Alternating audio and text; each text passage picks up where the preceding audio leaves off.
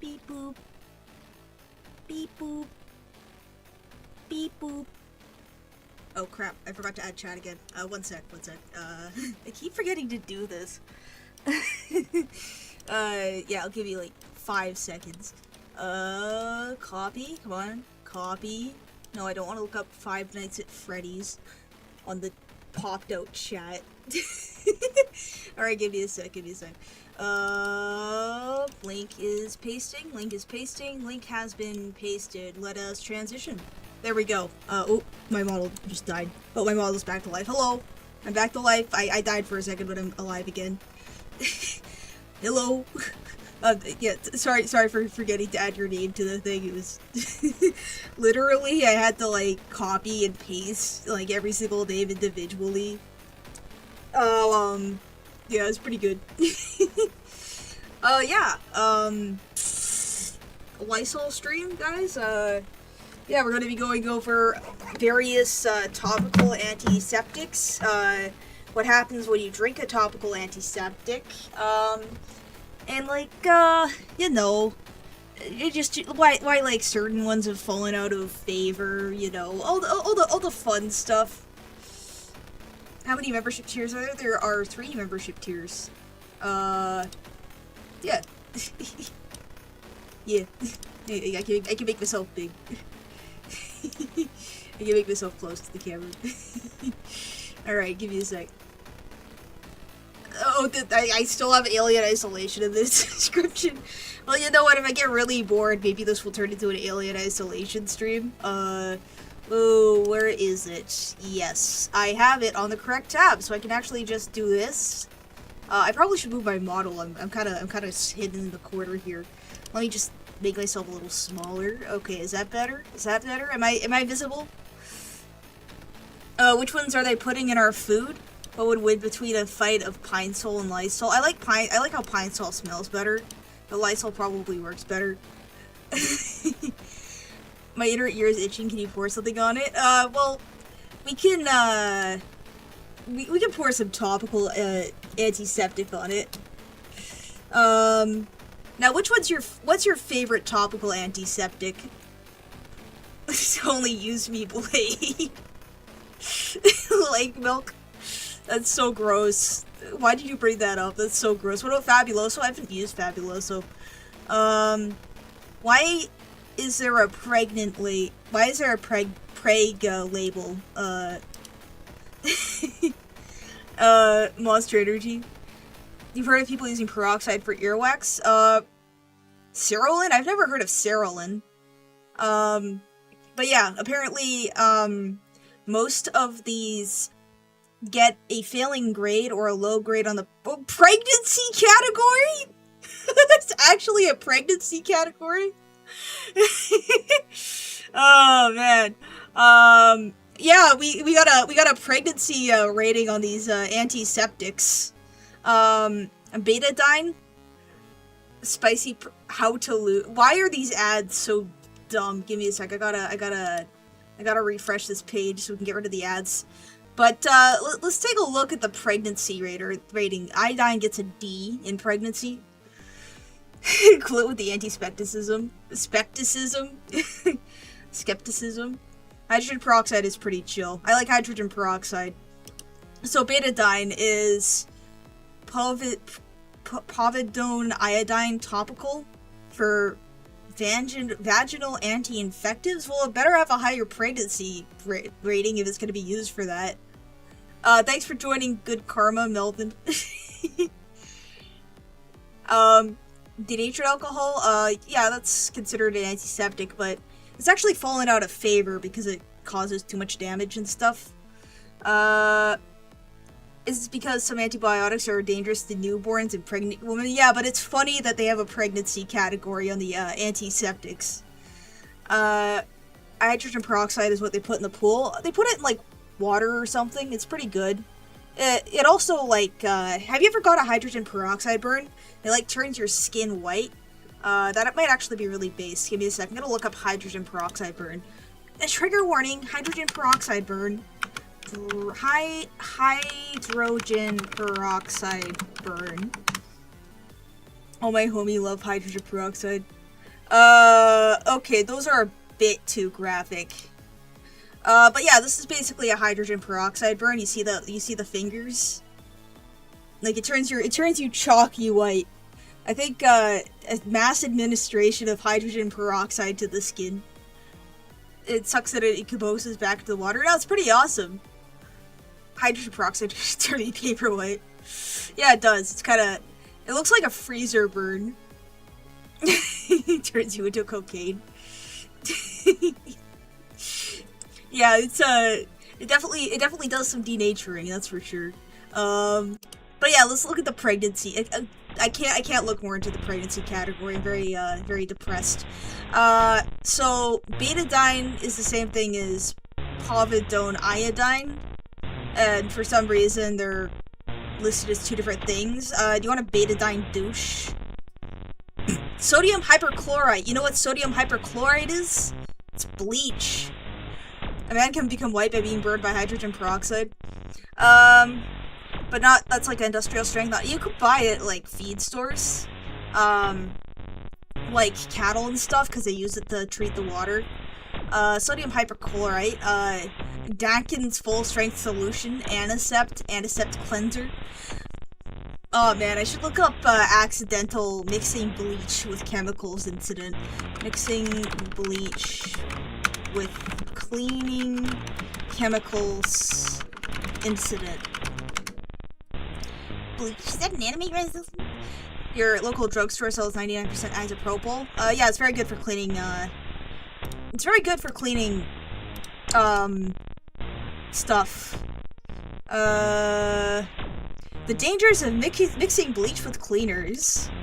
11 cleaning product combinations that can be toxic. Let's see what the government of Canada has to say about it. This is for all the new immigrants in Canada, because they don't know mixing bleach with chemicals is a bad idea. Public advisory.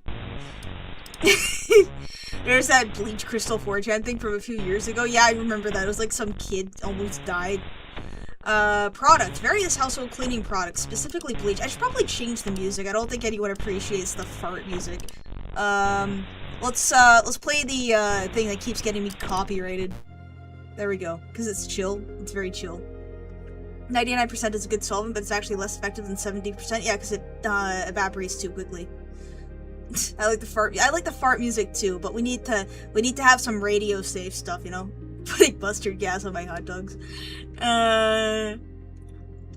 I have to tell the immigrants as long as they come do it in their own homes? Fart music's goo.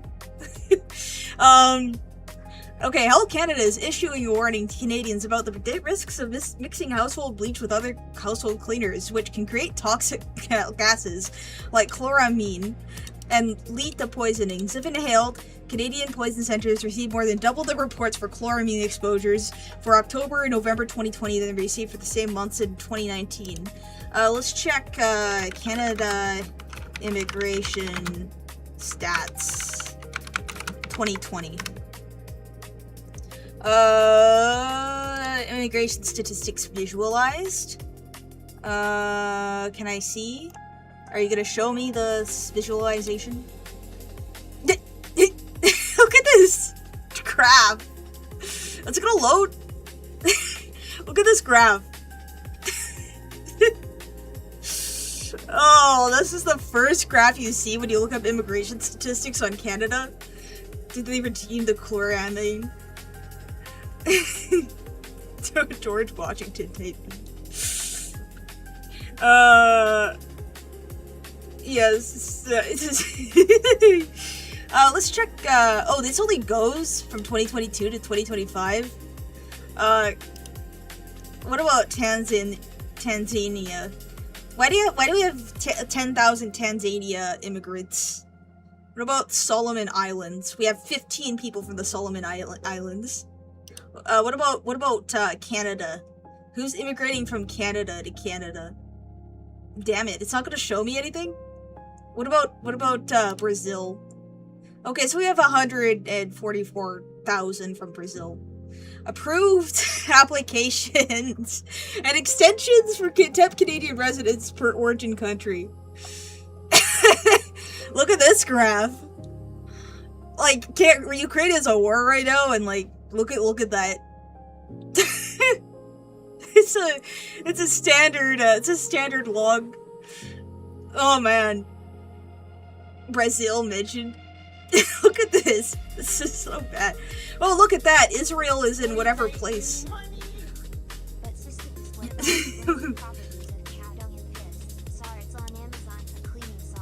Is it actually? Should we look at Indian Amazon? Thanks for the dono, by the way, but... Man, is there a way to look at Amazon without accidentally doxing yourself? Indian Amazon. I want to look at Indian Amazon.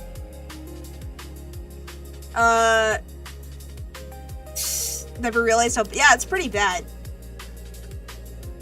Let's see what, Indian Amazon looks like. Okay, it's delivering to Mumbai. Let's look up cow.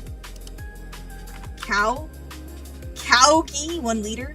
Cow dung cake for puja. Cow dung cake for puja. You guys want some cow dung cakes for puja?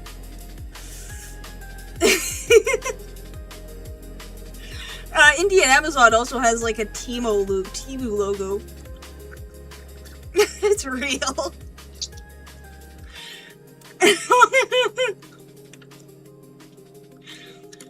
Oh man. Why is it so expensive? Because it's in... Why is it for puja? What's puja? What is puja? Puja is a ceremonial worship in Hinduism. Why are there so many listens? Cow urine? Cow urine for drinking?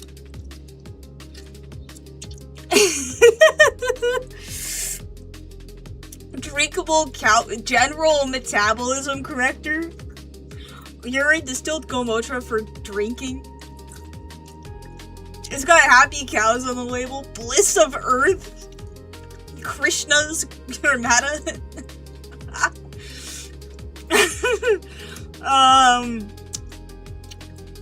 What's something else I can look up on Indian Amazon? We've looked at the cow dung and the urine. What if I look up woman? What if I look female? Female condom ladies sex. Female shoes for woman.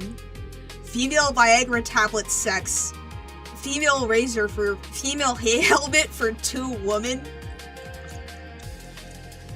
Female helmet for 2-wheeler. Okay, what's...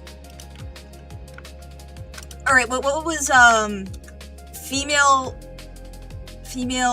helmet for Scooty? Female sex. Female sexy dress. Female sexy sexual stimulant. Female, what about woman? Woman dresses for woman. What about, I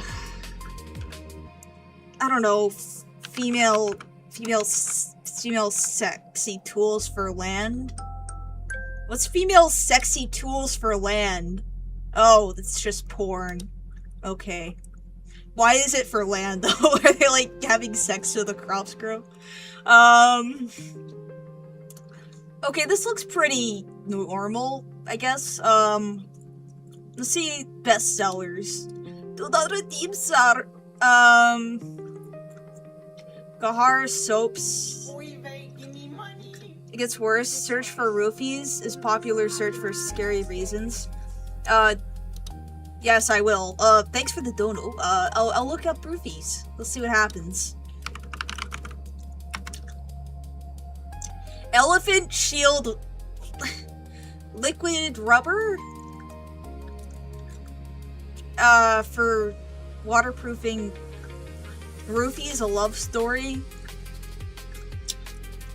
India has an active grape culture. What, do they just, like, wine? Are they LARPing as Romans?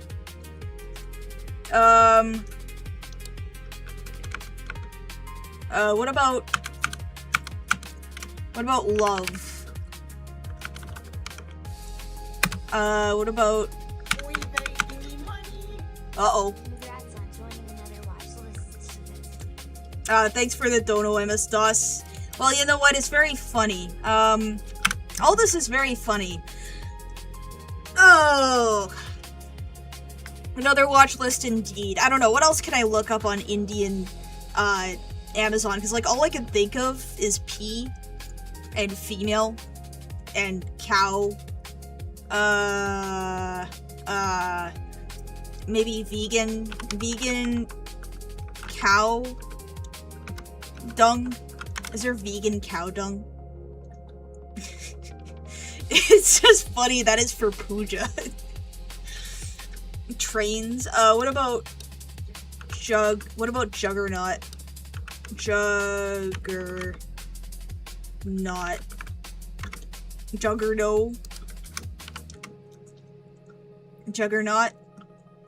There's books about it. It's a cartoon character. How about... What if I look up suicide on Indian Amazon? Jagannath.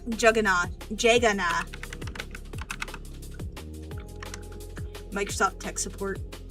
Oh, look at this. Holy Ganja water from... Ganges water?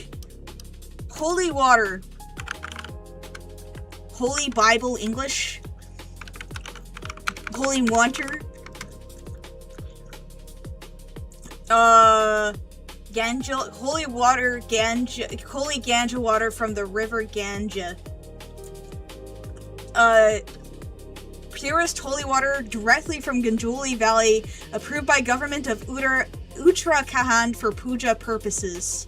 There's a lot of puja stuff going on here. Bioweapon. Rajit search history. Juggernaut. Now we really need the disinfectant. Let's look up, cleaning supplies. Cleaning urine. Urine cleanse. No, this is actual cleaning stuff. It's interesting. You want an active oxygen agent for your toilet?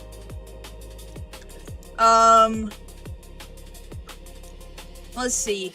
What's another funny thing? What about computer? Cleaning supplies for cow poop. Who is Pooja and why does she want all of this? Yeah. Let's go back to the Canada talking about, people mixing bleach. The COVID-19 pandemic has caused an increased demand for use of household cleaning products. Health Canada is concerned about the increased poison control reports of toxic gas exposure from mixing household cleaners. These gases result from mixing bleach with other products such as glass cleaners, toilet bowl cleaners, and other products containing anomia or even vinegar. Effects from exposure to these gases include burning eyes and lightheadedness, but can also be deadly. When used by itself, household bleach can irritate or burn your eyes, or lungs, or skin if not handled carefully. Health Canada is aware that there's posts circulating on social media. Acetic acid? Yeah, look at how they spelled acetic acid.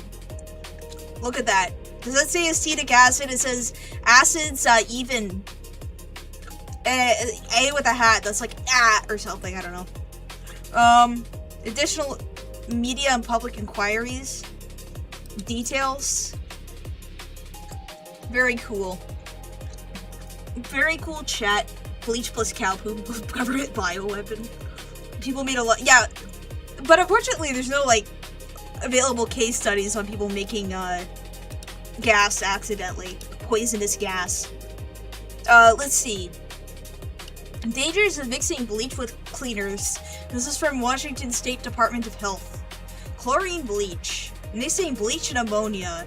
When bleach is mixed with ammonia, toxic gases called chloramines are produced. You can get pneumonia and you can die. Mixing bleach with acids. Chlorine gas is given off. We go in World War I in this, guys. It's World War I time. Didn't Hitler get damaged by chlorine gas? Some guy made phosgene by spraying brake cleaner on his welding project. I saw that chubby emu video that was played by StyroPyro. It was a pretty sick collab. Who is this PSA 4? Do they even use cleaning agents? I don't know, man. Indoor air quality program. Mixing bleach with other cleaning products. Bleach also reacts with some oven cleaners, hydrogen peroxide, and some insecticides. Pool chemicals frequently contain calcium hypochlorite or sodium hypochlorite and should not be mixed with other cleaning products. Hitler got sick from Puja. Shout out to the Australia Hungry, my beloved. Yummy brake cleaner. Oh, it sure smells good. What about Bluefield process safety? Bad chemistry, mixing cleaning products. Ooh, this one's incidents. This one's actual incidents. I'm excited.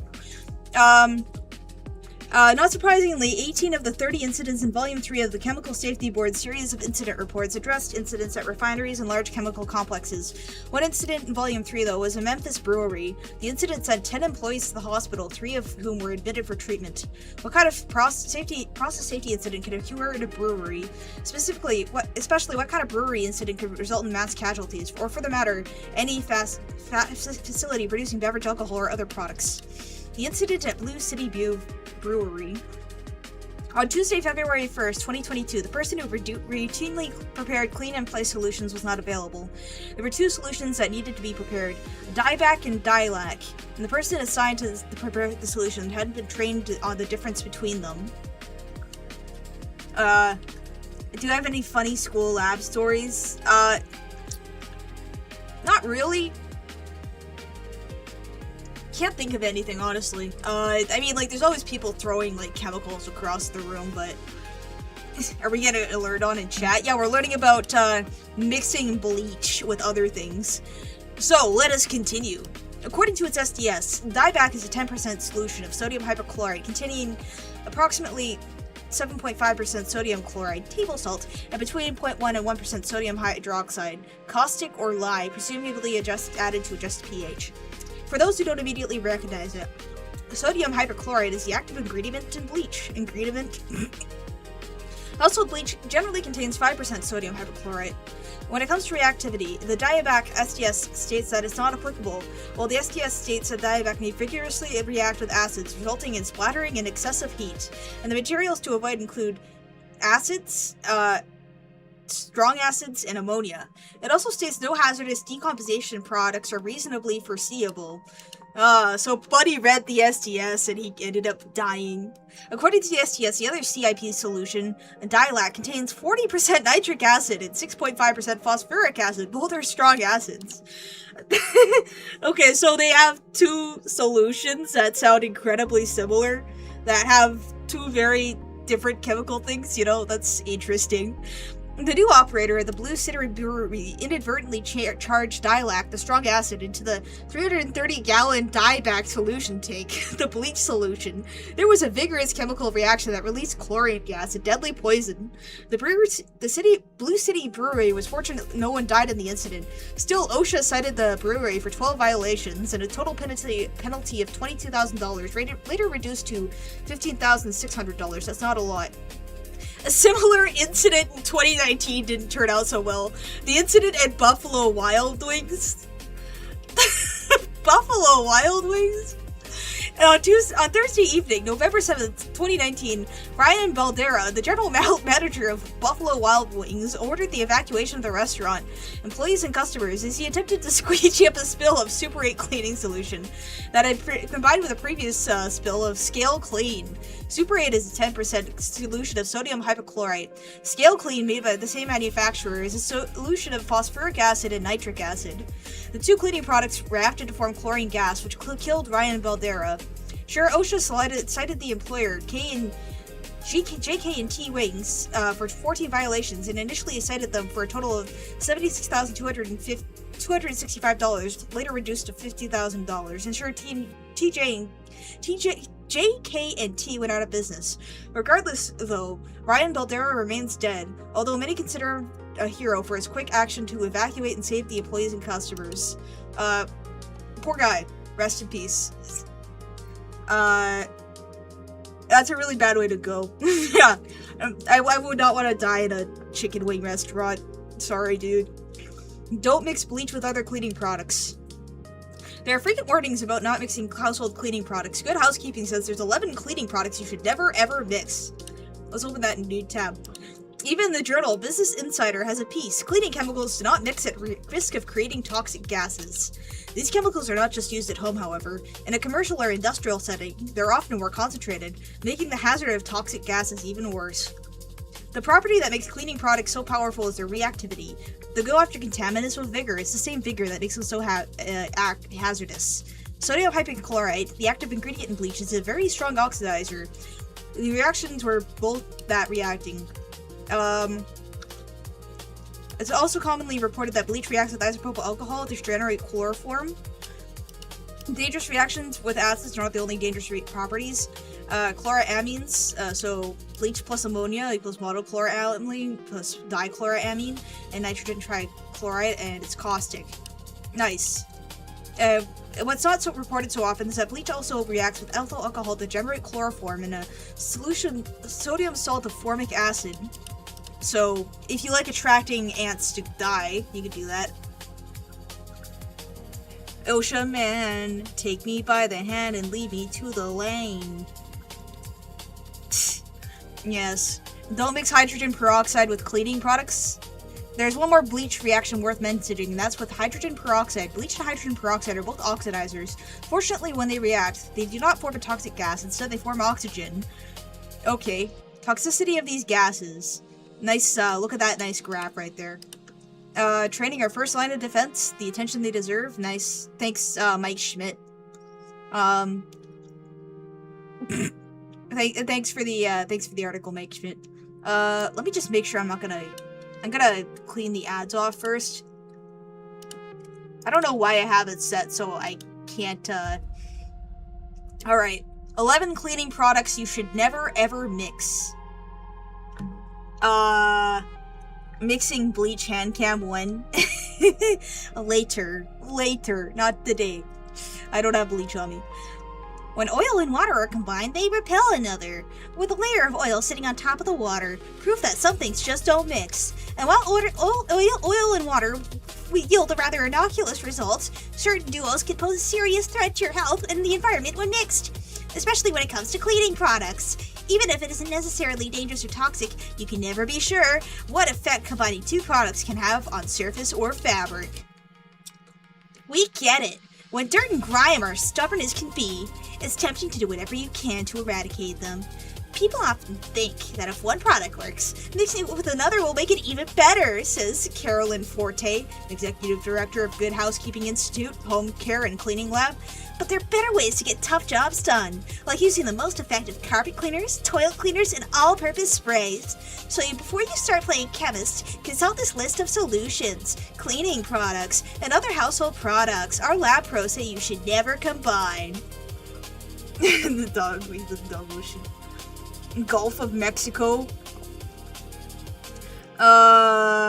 Tungsten cube erosion test. Bleach and ammonia MLG. Yeah. So bleach and vinegar, the combination sounds powerful, but those two should never be mixed. Together they produce chlorine gas, which even at low levels can use coughing, breathing problems, and burning watery eyes, says Forte.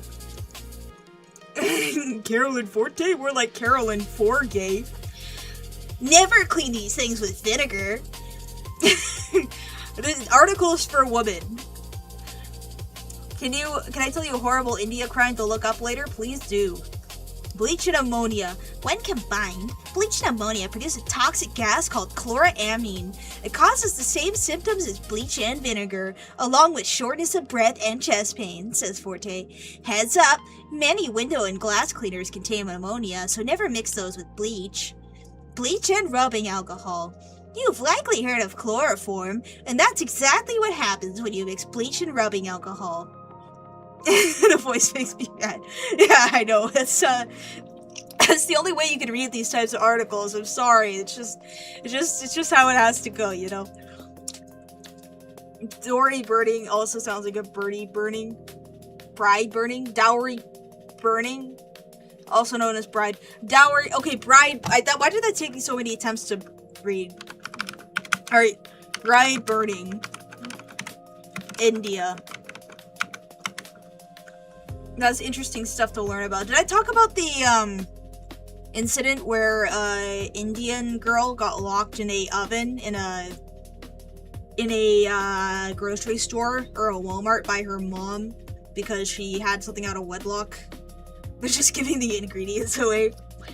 Rust removal products and bleach. The best rust removal products can get the job done without bleach. Together, these solutions, sprays, and bleach release irritating and toxic gases. Lemon and bleach.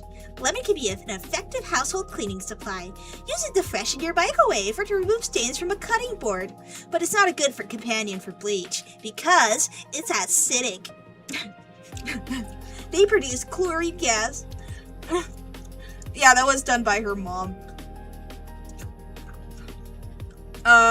Wait, that's how it happened? Yeah, it was an honor killing. Are there any examples of bride burning? I have a Science Direct article about it. Let's see. Dowry death is the death of a young woman in South Asian countries, primarily India, who is murdered or driven to suicide by her husband. Just a moment, verify you're human. DIY cow poop stream when it's extremely common to just murk people. Yeah, that's what the train system's for. Despite legislation, dowry is still widespread in many parts of India and adjacent countries. It refers to the transfer of goods, money, and property to a bridegroom, his parents, his relatives from the bride's family as a condition of marriage. One of the consequences of the dowry system has been the murder or abetted suicide of young wives, either because more dowry goods were not provided to the husband or his family, or to secure the goods after marriage. In 2015, 7,634 women died due to dowry harassment, representing approximately 21 cases per day in India. The majority of dowry deaths occurred within 3 years of marriage. Common types of dowry death homicides involve fire, bride burning, drowning, poisoning, and hanging/strangulation. In addition to legislation, an organized and multi-pronged approach is needed by investigating police officers, women's welfare organizations, responsible public servants, and the judiciary with constant applications of deterrent penalties. Full and properly conducted medico-legal investigation is mandatory and must include scene examinations, full autopsies with photographic documentation, and ancillary investigations such as headspace analysis. What the hell is headspace analysis? Significant burns in young Indian women living in traditional circumstance should raise the possibility of dowry-related crime. They don't value any life, even their own, because their belief system says they'll just be reincarnated into a cockroach in the next life. Such pleasant people. Hey, let's bring them all here. Yes. I feel like a big problem is people understanding or refusing to understand that people are simply less developed than us. Yeah. Yeah. Introduction. Domestic violence is not an uncommon event in many countries, including India, with the most frequent victims being, women. Honor killings are usually precipitated by male relatives who perceive that the honor of their family has been besmirched. Honor-based violence may include abduction, forced marriage, and genital mutilation.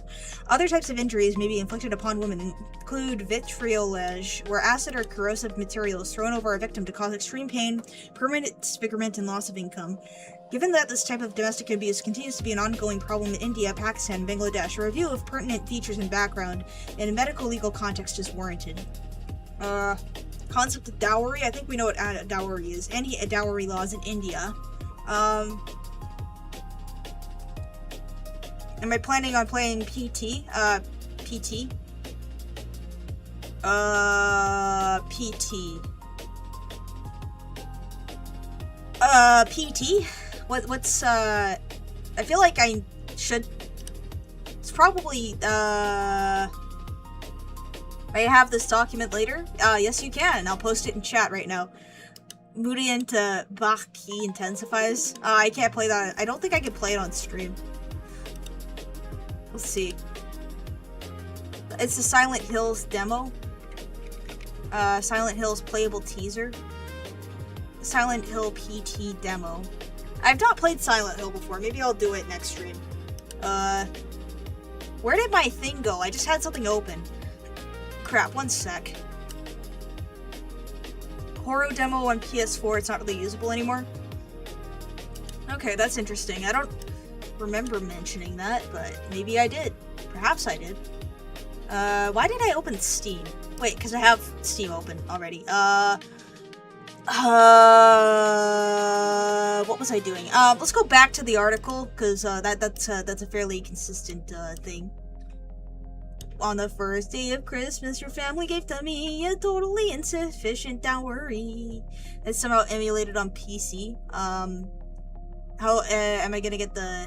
I don't know how I'm gonna get the demo. I'm sorry. Steam library reveal. Well, you guys want to see my Steam library?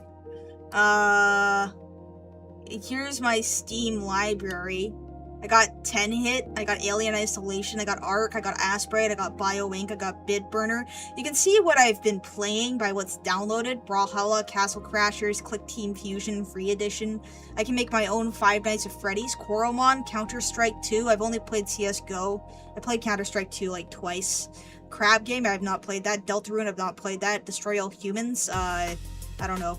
Deus Ex, Digimon, Dino D-Day, Don't Starve, Dragon Age, Exapunks, Extinction Editor, Factorio, Fallout, Freddy Fazbear's, The Genesis Project, Half-Life, Hard, Fast, and Flashy, Hatred, Heart of the Machine, Hotline Miami, Hylix, I Love You, Colonial Sanders, A Finger Looking Good Dating Simulator, Just Act Natural, Left 4 Dead 2, Liar's Bar, Limbus Company, Liquidators, Lobotomy Corp, Lost Castle, Majorina, Murder of Sonic the Hedgehog, New Epic Scuffed B-Hop Simulator 2023, PogChamp, No More Room in Hell, OMFG 1 Million Fatal Guns, Open TTD, Paint This Town Red, Payday 2, PCE, Open Testing Beta, Pirates, Knights, and Vikings 2, Plaguing Evolved, Portal 2, Postal 2, Primal Carnage, Realm of the Mad God, Exalt, Risk, Rivals of Aether, Rollercoaster Tycoon Scene, Sisyphus? Sisyphus? When did I get Sisyphus? Where did Sisyphus come from? I don't remember Sisyphus. South Park, Stratifat, Bizsuits, Super Birdie World, Team Fortress 2, Terraria, Tribal Hunter, Turok 2, V-Bridger, VRC, V-Roid, Warhammer, and that's my Steam library. Yeah. How meta. It's me. They made a game with me. I'm gonna have to play Sisyphus. I don't have it downloaded to play Open TTD. What's the history of Open TTD? I haven't played it. I mean, I played it like a little bit, but... Whoa. I remember watching you play Liar's Bar in that bar. The first word I ever heard you say was Shadman. Shadman? Oh. Also related was another caste system shooting out near my buddy's neck of the woods again, but clearly Canadian GN owners are the problem. Also related, another caste system shot out near my buddy's neck at the woods again, but clearly Canadian gun owners are the problem. Yes, I remember when you were watching play Liar Bar in the first VOD, the first word I ever heard you say was Shadman. Yeah, thanks for the donos, but yeah, yeah. I don't think I've ever opened Liar's Bar since I did that stream with Midas. Midas. Gumwad Cam when? Sorry, I'll chew less loud. I actually do have a massive wad of gum on my desk, like a big ball. I need to throw it out, it's kind of gross. Live gum wad reaction. You should pull an M1 Grand on Throne. Also, you, Midas, automatically translates to oh my god, for some reason. His name is Joseph.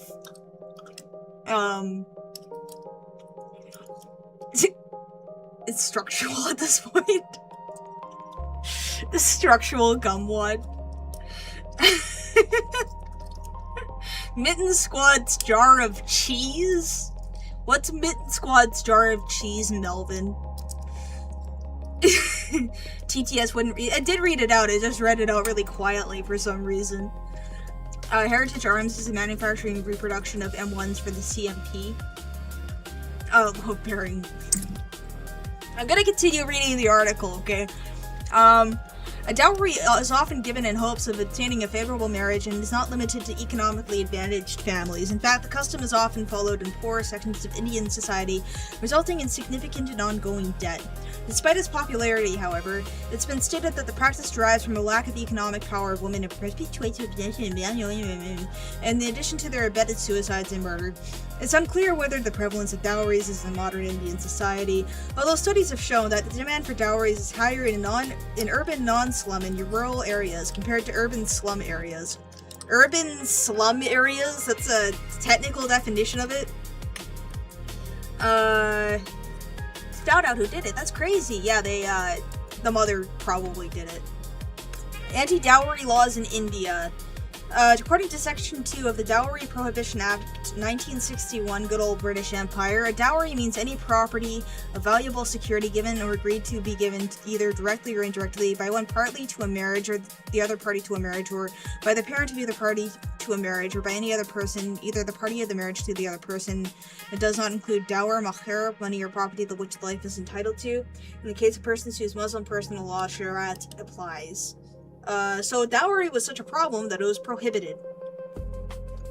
But honor killing is illegal in Canada. Loading minus point from the gumwad saliva. At work, so I can't stick around. Happy belated 6-7. If I don't see you, have a wonderful 6-9. Thanks for joining the stream, Hidden. Submerge the gumwad into a jar with chemicals. Dowry deaths. Now we're getting into the good stuff. Now we're getting into the... Here's a hand rubbing sound effect. Can you hear the hand rubbing sound effect? This is the good stuff. Yeah.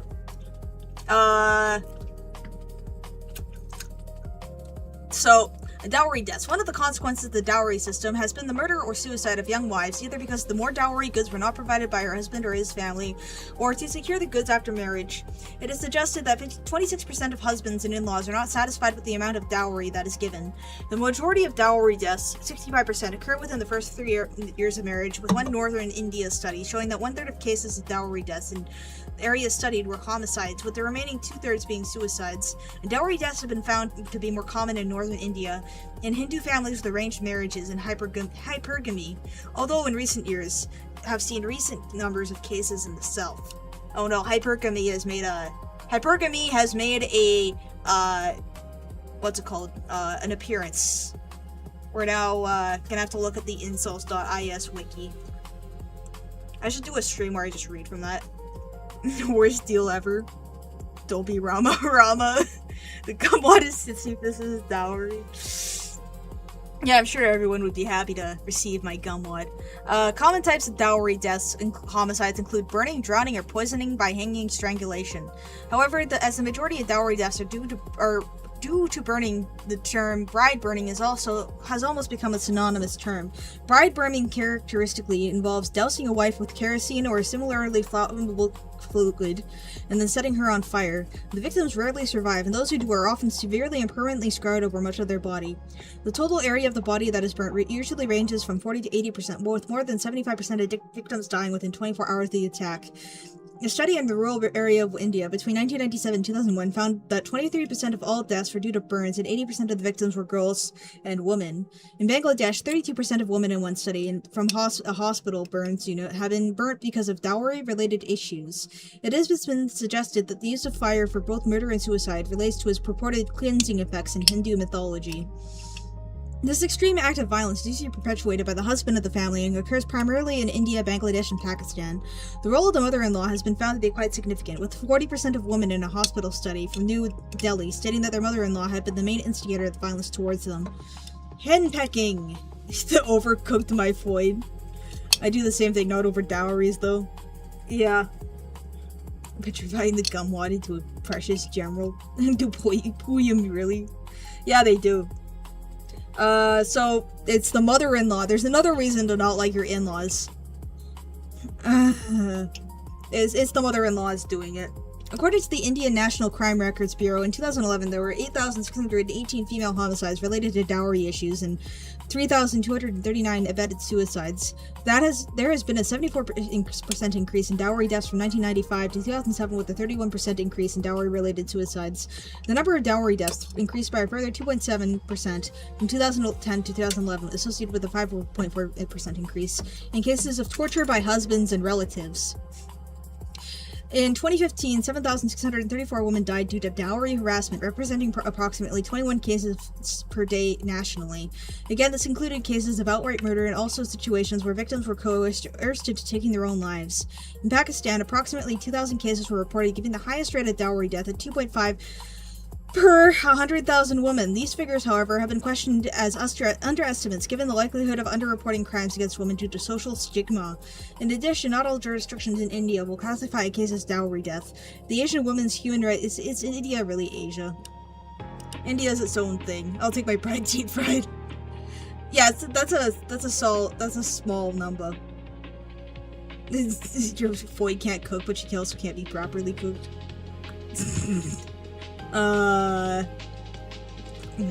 Pedro? Me when I have to burn my wife to death because I'm bored. Proving dowry death legally. Section 304. There's laws about this specifically. Well, yeah, but like, they like to report themselves as Asian. Because of China and stuff, or like Japan. Everyone wants to be Japanese for some reason. Section 304B in the Indian Penal Code makes dowry death a specific offense. It provides that in order to seek the conviction of an accused for the offense of dowry death, the prosecution is obliged to provide that the death of the one was caused by burns or bodily injury that had occurred otherwise than under normal circumstances. Such death occurred within 7 years of her marriage. The deceased was subjected to cruelty or harassment by her husband or any relative of the husband.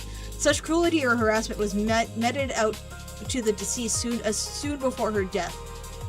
Such cruelty or harassment was for or in connection with the demand for dowry, and if all the above conditions are present, there is a presumption that the accused has committed the crime of a dowry death. Unfortunately, conviction rates remain low at approximately 35%. There's a lot about it. Hey, I'm following the guide, but when do we get to the part where I get to redeem? Do not redeem dowry, sir. Do not redeem dowry. India is Middle Eastern culturally and genetically. Do not redeem dowry card. Medical evidence to prove the manner of death. Clearly establishing the cause and manner of death is crucial to proceeding with a charge of dowry death. However, unfortunately, in many situations, accurate histories are not available, or the bodies have been disposed of without a medical examination, particularly in isolated rural areas. In these situations, it may not be possible to exclude suicides or accidental burning.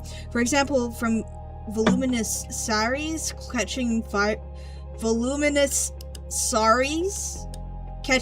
from open fireplaces in shanties? Does that happen often enough? Or from overheated oil burning in confined kitchen spaces, causing cooking accidents, the so-called exploding stove? Or from kerosene lamps? Alright, I need to see what this voluminous sari looks like.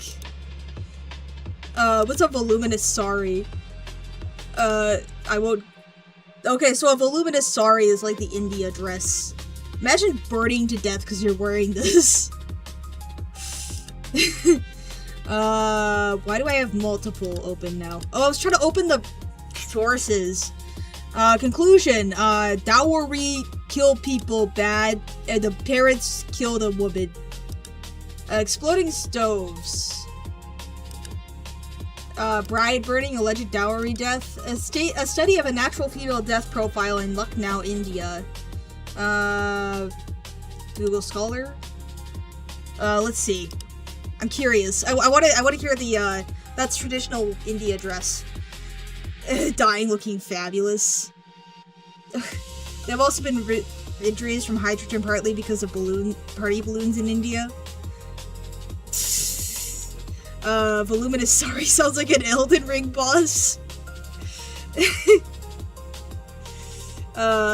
MS-DOS. Basic dude. The real Google Play card were the friends we redeemed along the way. Oh, how wholesome. One sec, my model's spazzing out. There we go. I'm back to life. Epidemiological,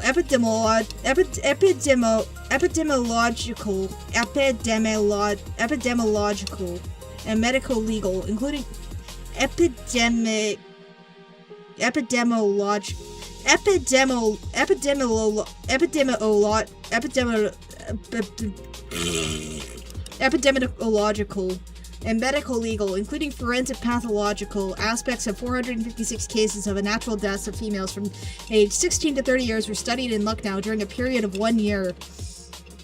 456 burning deaths in one city in 1 year.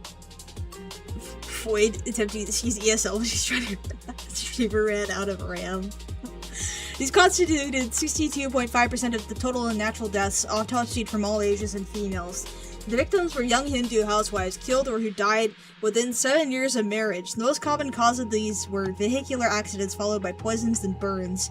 The homicidal, suicidal, and accidental deaths were 87, 129, and 240. Why is this formatting so weird, respectively? The most common motives and circumstances were mental stress due to various reasons, family quarrel, maladjustment in married life, and cruelty by the in-laws. Level of education, joint family structure, unemployment, dependence of the woman on the in-laws, infidelity, large families, and failure in love in unmarried girls were other contributing factors affecting the incidents. The study suggests to use different measures to check on natural female deaths to improve the situation. And I can't access this. Damn it. I want to see the exploding stoves. Damn it. Canadian woman attempts to speak English. Should I start using an Indian accent now? Voluminous sorry. Where was all of my stuff? I had a bunch of articles open. Oh, there they are. What is the treatment for accidental ingestion of Lysol? Medical Advisory Board. Educational purposes only. Educate caution as content is pending human review. Our medical AI. Oh, this is a AI generated article. This is an AI generated article. Thanks, AI, for teaching me how to, treat Lysol poisoning. Unveiling a silent menace, intentional Lysol ingestion, masquerading as throat pain and respiratory distress at a young adult. Well, yeah, you're gonna have throat pain and respiratory distress if you drink Lysol. Indian accent sissy would be hilarious for an April Fool's stream next year. If you want to fit in with New Canada, then yes. Well, I mean, I'm Canadian, it works if it's a Sci-Hub.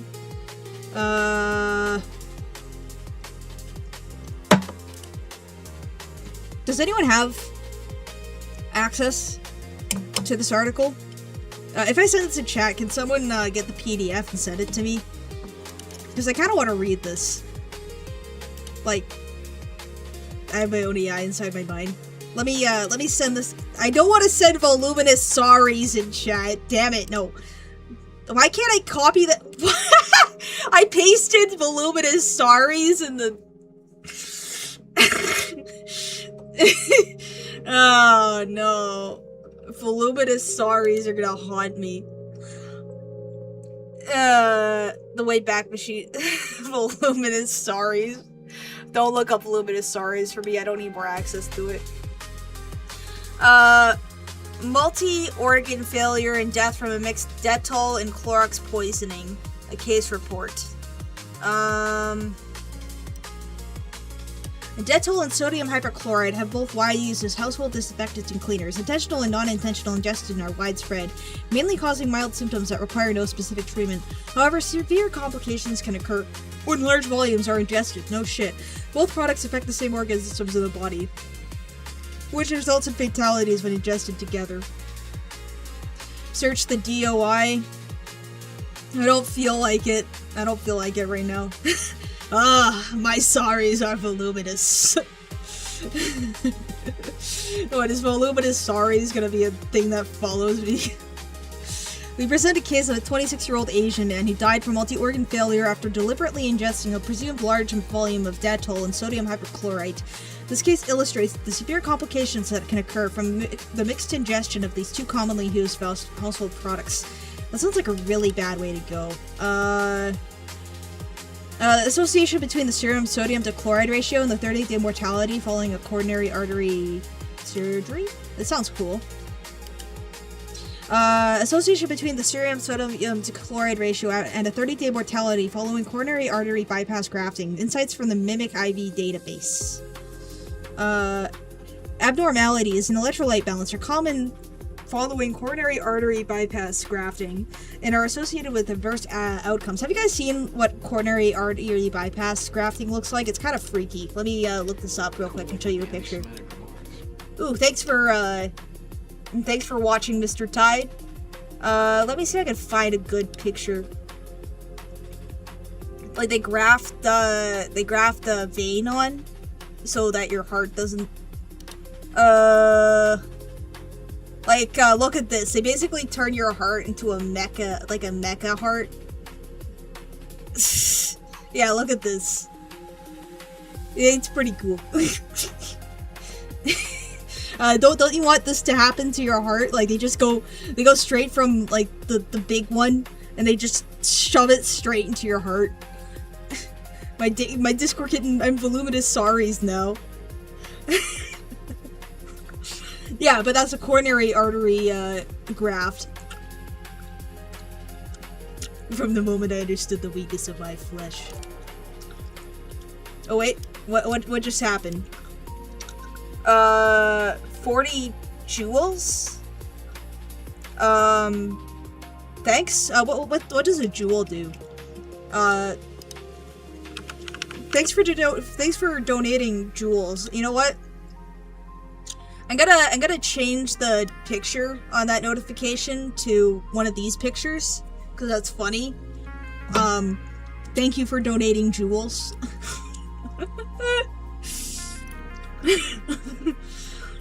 40 joules. You said 40 joules straight to my doorstep. 40 mango jewel pods.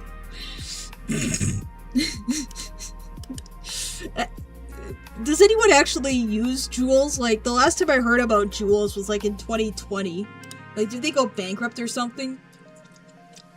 Like, what does a joule even do? It looks like a battery. It looks like a massive battery.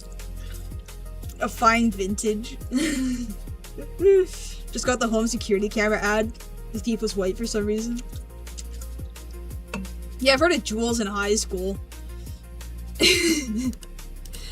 Why is there a price chart for joules? The rise of the joule. In 2018, the joule was had the most market share. Why is there a joule product called Mark 10? I think we're getting a bit off topic. Stop joule-ish hate. Let's go back to our original, someone drinking sodium hypochlorite to kill themselves. What about the 83-year-old man that, drank, what did he drank bleach, and then he died. He intentionally ingested 200 milliliters of bleach and gel formulation. On admission, the patient was awake, with extensive burns on the tongue, oral mucosa, lips, and blood in the oral cavity. Despite presenting signs of respiratory distress, such as the use of accessory muscles and tachypnea, he had a normal lung auscultation with peripheral oxygen saturation at 95% with no signs of circulatory shock and without analytical changes. Due to the risk of airway compromise, orotracheal intubation guided by video laryngoscopy was decided with no complications. During the procedure, emena of the epiglottis and vocal cords was identified. Edema, not enema. Enema of the vocal cords? A gift? 500 joules? Thanks for the joules. Power potion for 5,000 joules. We're talking about an old guy drinking bleach and you sent me a power potion of joules. I still feel like going to a pie parade is more masculine than soaking a joule. Thanks for the joules. I don't know what to do with them. I don't know what they do. Are you guys okay if I scroll down to a picture of an old guy with his mouth burned by bleach. I'm gonna do that right now. If you don't want to look at it, look away from the screen. Ugh! That one's bad. That's really bad. Let me just, discussion.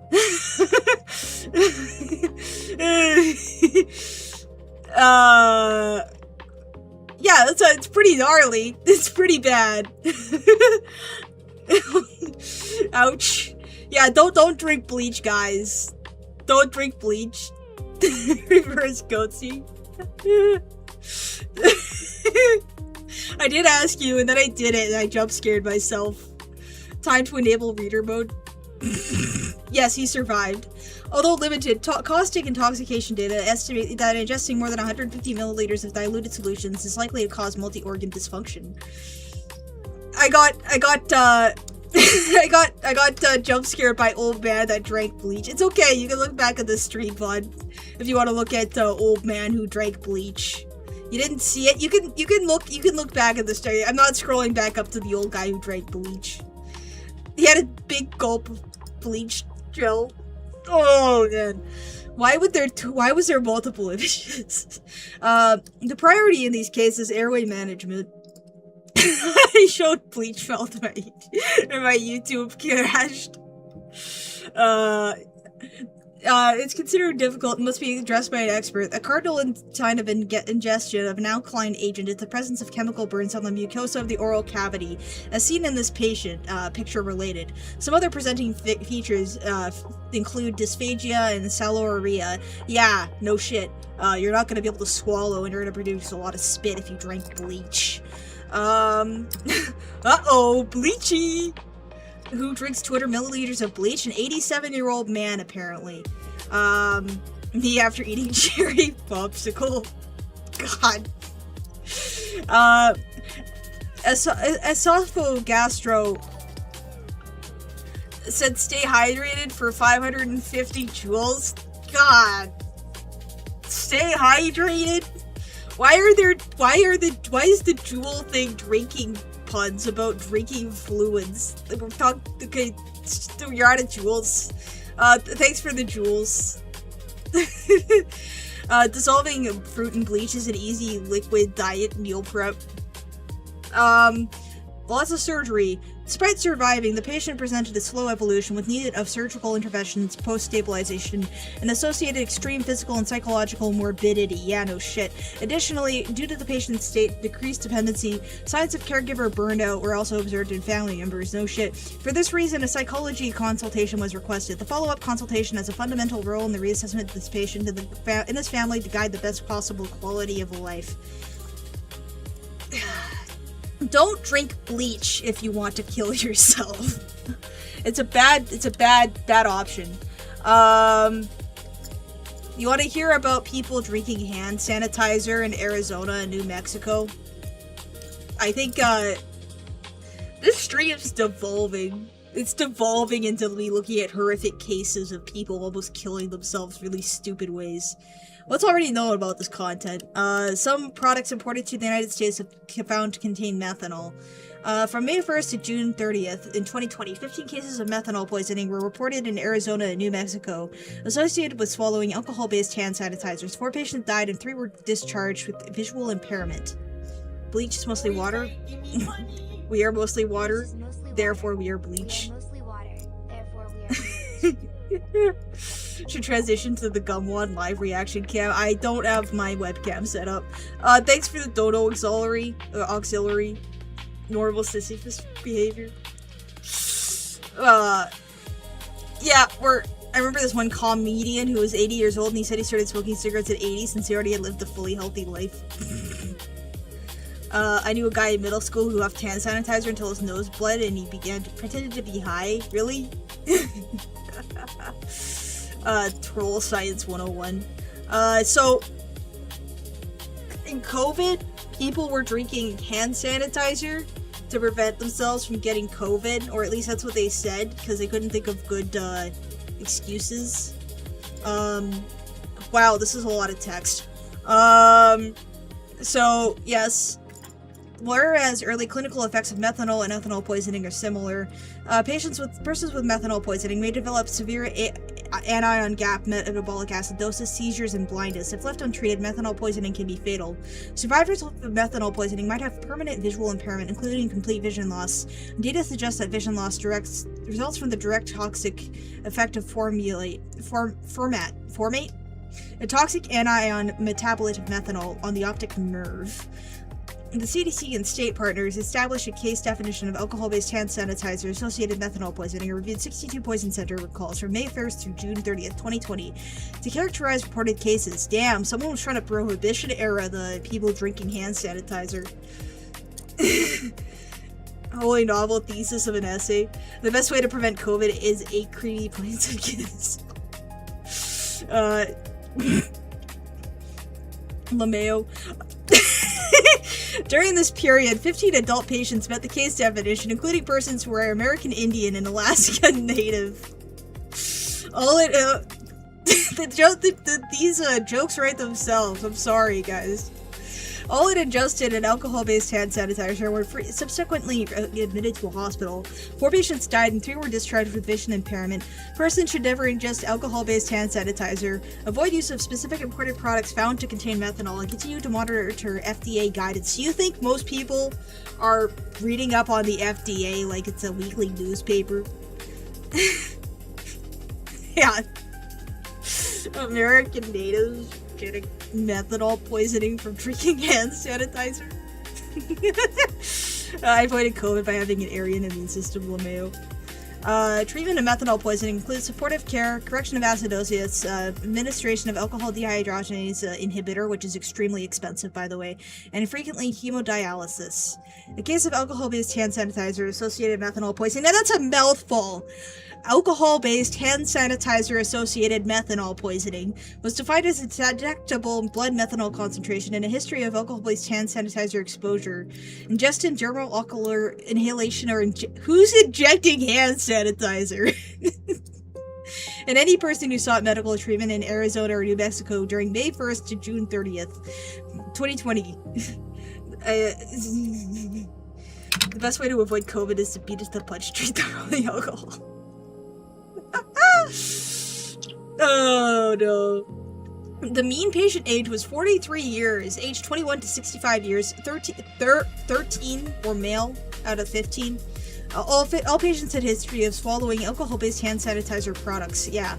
The earliest available blood methanol concentration ranged from 21 milligrams per deciliter to 500 greater than milligrams per deciliter. All patients had evidence of I lost my part. Illustrative case. A man aged 44 years was evaluated at a healthcare facility for recent onset of visual impairment. The patient reported drinking an unknown quantity of alcohol-based hand sanitizer during the few days before seeking medical care. Initial laboratory investigations were notable for a blood methanol concentration of 97 milligrams per deciliter and metabolic acidosis with an anion gap of 32 MEq per liter. I cannot read that measure, sorry. A cerium bicarbonate concentration of less than 6 MEq per liter and arterial blood of pH of 7.09. This clinical course was complicated by seizures. The patient was treated with pramiprazole and underwent hemodialysis. He recovered after a 6-day hospitalization for acute methanol poisoning, was discharged with near total vision loss. Poor guy. I know he's an idiot, but poor guy. They're injecting it to clean with the heroin. Really spicy chug jug. That's so mean. Although methanol can be absorbed through the skin, transcutaneous methanol poisoning is rare and has been reported under unusual circumstances. The extent and rate of transcutaneous methanol absorption depends on variables such as its form, contact time, dose, concentration, and the size of the exposure area. Imagine getting doused in methanol. The kind of methanol alcohol when it gets into your bloodstream turns into the same stuff that takes nail polish off. I don't think I really remember. It's like formalin. It's not formaldehyde. I thought it was formaldehyde for some reason. Formalin. It's like it's a agent used to preserve corpses. Okay, formalin is formaldehyde dissolved in water. I was right. What is Formalin is dissolved formaldehyde. So, yeah, methanol turns into formaldehyde in your blood. Mild poisoning, I'd be it. Gotta turn it for an early day of work tomorrow. Have a wonderful night. Thanks for joining Logan Orange Squirrel XD.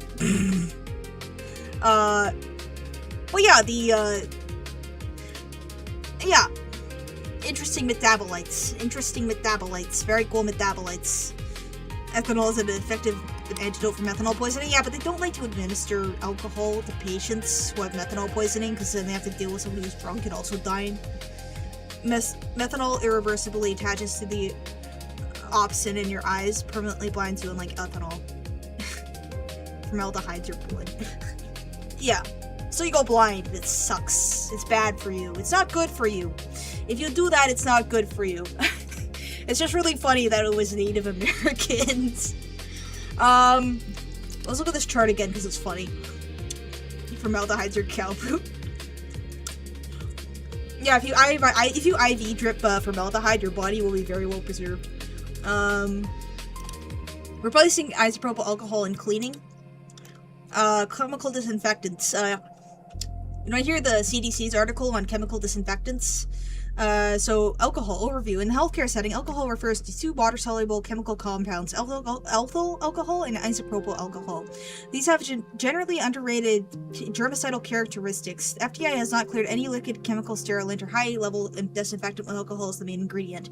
These alcohols are rapidly bactericidal rather than bacteriostatic against vegetative forms of bacteria. There are also tuberculocidal, fungicidal, and virucidal, but do not destroy bacterial spores. Bactericidal activity drops sharply when diluted below 50% concentration, and the optimum bactericidal concentration is about 60 to 90% solution in water. Mode of action, denaturation of proteins.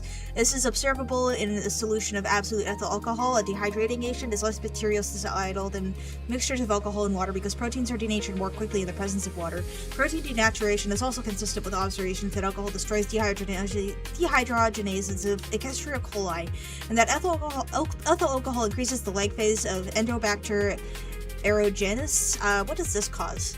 And that lag phase between the fact that could be reversed by adding certain amino acids. The bacteriostatic action was believed to be caused by the inhibition of the production of metabolites essential for rapid cell division. So basically, it cuts off the balls of the bacteria. Endobacter aerogenes is a gram-negative, rod-shaped, facultative anaerobic bacterium with an opportunistic antibiotic resistance. What does it do? What does it do? What does this bacteria do? What it do to me? What? Oh, no! So many ads. Stop! No. Shitty homemade booze is high in methanol. That's why I only chug properly. Chat, what do? Don't click articles without looking at them first. Please allow ads on our website or subscribe. No. Screw off. Just leave uBlock on. Yeah, you know what? I'm gonna go into the settings and I'm gonna put the uBlock on. One sec. Ads, more like AIDS. Give me a sec. Manage extension. Why is it on click? On all sites. There we go. Or use DNS without blocking, but sometimes that breaks pages. I usually use NoScript on computers, but I can't do that on this one. What is formalin? Let's look at formalin. Formalin versus formaldehyde. What? Fewer ads like this one? No, I don't want you. 10% formalin is actually about 4% formaldehyde. The dilution is done with water and buffered to a neutral pH of 7, producing what's known as 10% neutral buffered formalin, the workhorse solution in diagnostic medicine.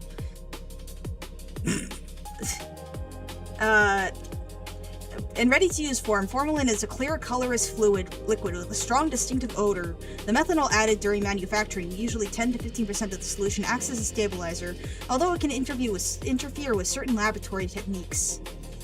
Formalin? Is that what she's called now? Formalin. How formalin preserves tissues. Formalin works by chemically locking biological tissue in place. Formaldehyde is a highly reactive molecule that targets proteins, specifically amino acids like lysine, cysteine, and tyrosine. In the first stage of fixation, formaldehyde attaches to these amino acids, forming small chemical additions on the protein surface. In the second stage, it creates permanent bridges called methylene bridges between the neighboring proteins, essentially stitching them together into a rigid network. This cross-linking process stops decomposition, preserves the shape of cells and the tissues under a microscope. It makes the sample stable enough to store for years or even decades. It also works on DNA and other large biological molecules. Though proteins are the primary target, the entire process takes hours to days depending on tissue size, which is why pathology labs typically fix specimens for at least 24 hours before processing them further. What was it called? It was like see-through preservation colorful specimens. It looks cool. Let's see. See-through preservation colorful specimens. Does wet preservation ruin specimen color? Yes, it does. It does, actually. Yes, that's what I'm looking for. This is what I'm looking for. Transparent skin and rainbow skeletons. Twisted sifter. This stuff. This stuff's cool. What specimens would you want? I want cool ones. This is where you dye vessels and stuff. This is where the skeleton becomes fluorescent. Japanese-based New World Transparent Specimens creates these amazing artworks. Enjoy your 21... So I'm really unsure of the technical process. However, the finished product is visually mesmerizing, and the videos at the bottom of this post will surprise you. Enjoy the 21 specimens below. Seahorse. Fish. Fish. Frog. Fish. Lizard. Can I see more? Why aren't you loading? Wait. Lizard? Mouse? Fish? Come on, load. Makes me think of the meds that make your bones glue green. Mr. Lizard. What makes your bones blue green? What meds do that? Is that like antipsychotics or something? Ooh! Squids! A fish? Fish? Cool squids. Alright, let's scroll down a bit more so that it loads. I'm enjoying these 21 specimens. Thank you for making this article, person. Fish. Squid. Fish. I need to set up DNS ad blocking. I really need to. I'm too lazy, though. Ooh, look! Japanese video. Look at that! He's playing with the dead rat in the water. He's poking the dead rat that's been turned into jelly. Methylene blue turns your brain blue. It also turns your skin blue. Oh, this video is unavailable. Thanks, Sifta. The New World Transparent Specimen official site. I know it's called something specific. Oh, look, another fish. Well, look, a whole bunch of things. There's a lot of fish. There's a rat. Look at those fish. More fish. Cool fish. It's in Japanese. New World Transparent Specimens. About the transparent specimen. Transparent specimens are far removed from the impressionist specimens. They are vivid forms of living beings so beautiful they seem to be shaped by minerals. Based on the skeletal method of breaking down proteins with enzymes, making flesh transparent and dyeing the hard bone red, purple, and the cartilage blue, we operate as transparent skeleton specimens and transparent double-stained specimens. And through technical refinement, we create sculptural works called transparent specimens that make life feel more accessible. Not only is it an original academic specimen, but also a gateway to science. As art or artworks, the gateway to the world of philosophy. I hope you can use the work as a lens to project a new world like anything before. Please take a look at the beautiful yet mysterious world created by transparent specimens. Methylene blue cures depression because you have a blue tongue. I go, haha, I have blue tongue. LeMail. This is what a woman sees on... If put beef in an autoclave, would it make the uber tender pot roast? I'm just poking regular dead rats. Minocycline, a broad-spectrum tetracycline antibiotic, is often prescribed for severe acne and rosacea. It's primarily a medication known to cause blue, green, or black discoloration of bones. It also causes your teeth to rot out. For exhibitions, performances, and other inquiries, please contact us. Thanks. Where's my skeletons? Now loading. Ooh, pufferfish. Look at this, it's all in Asian text. Look at this guy. That's cool. That's a cool chameleon. I like the chameleon. Terry Davis runs you over for being all glowy. Also, if you were green, you would just die. LMAO, naturally. Why would you die if you're green? Come on, we need to have some more positivity towards our fellow reptile people. Now loading skeletons on. Ooh, look at this one! It's a salamander! Look at this salamander! The salamander looks really cool. Imagine having these inside a lava lamp. These would be sick inside a lava lamp. Ooh, look at the frog! These are cool. It's all in Asian hieroglyphics. Yeah, but look at these cool animals.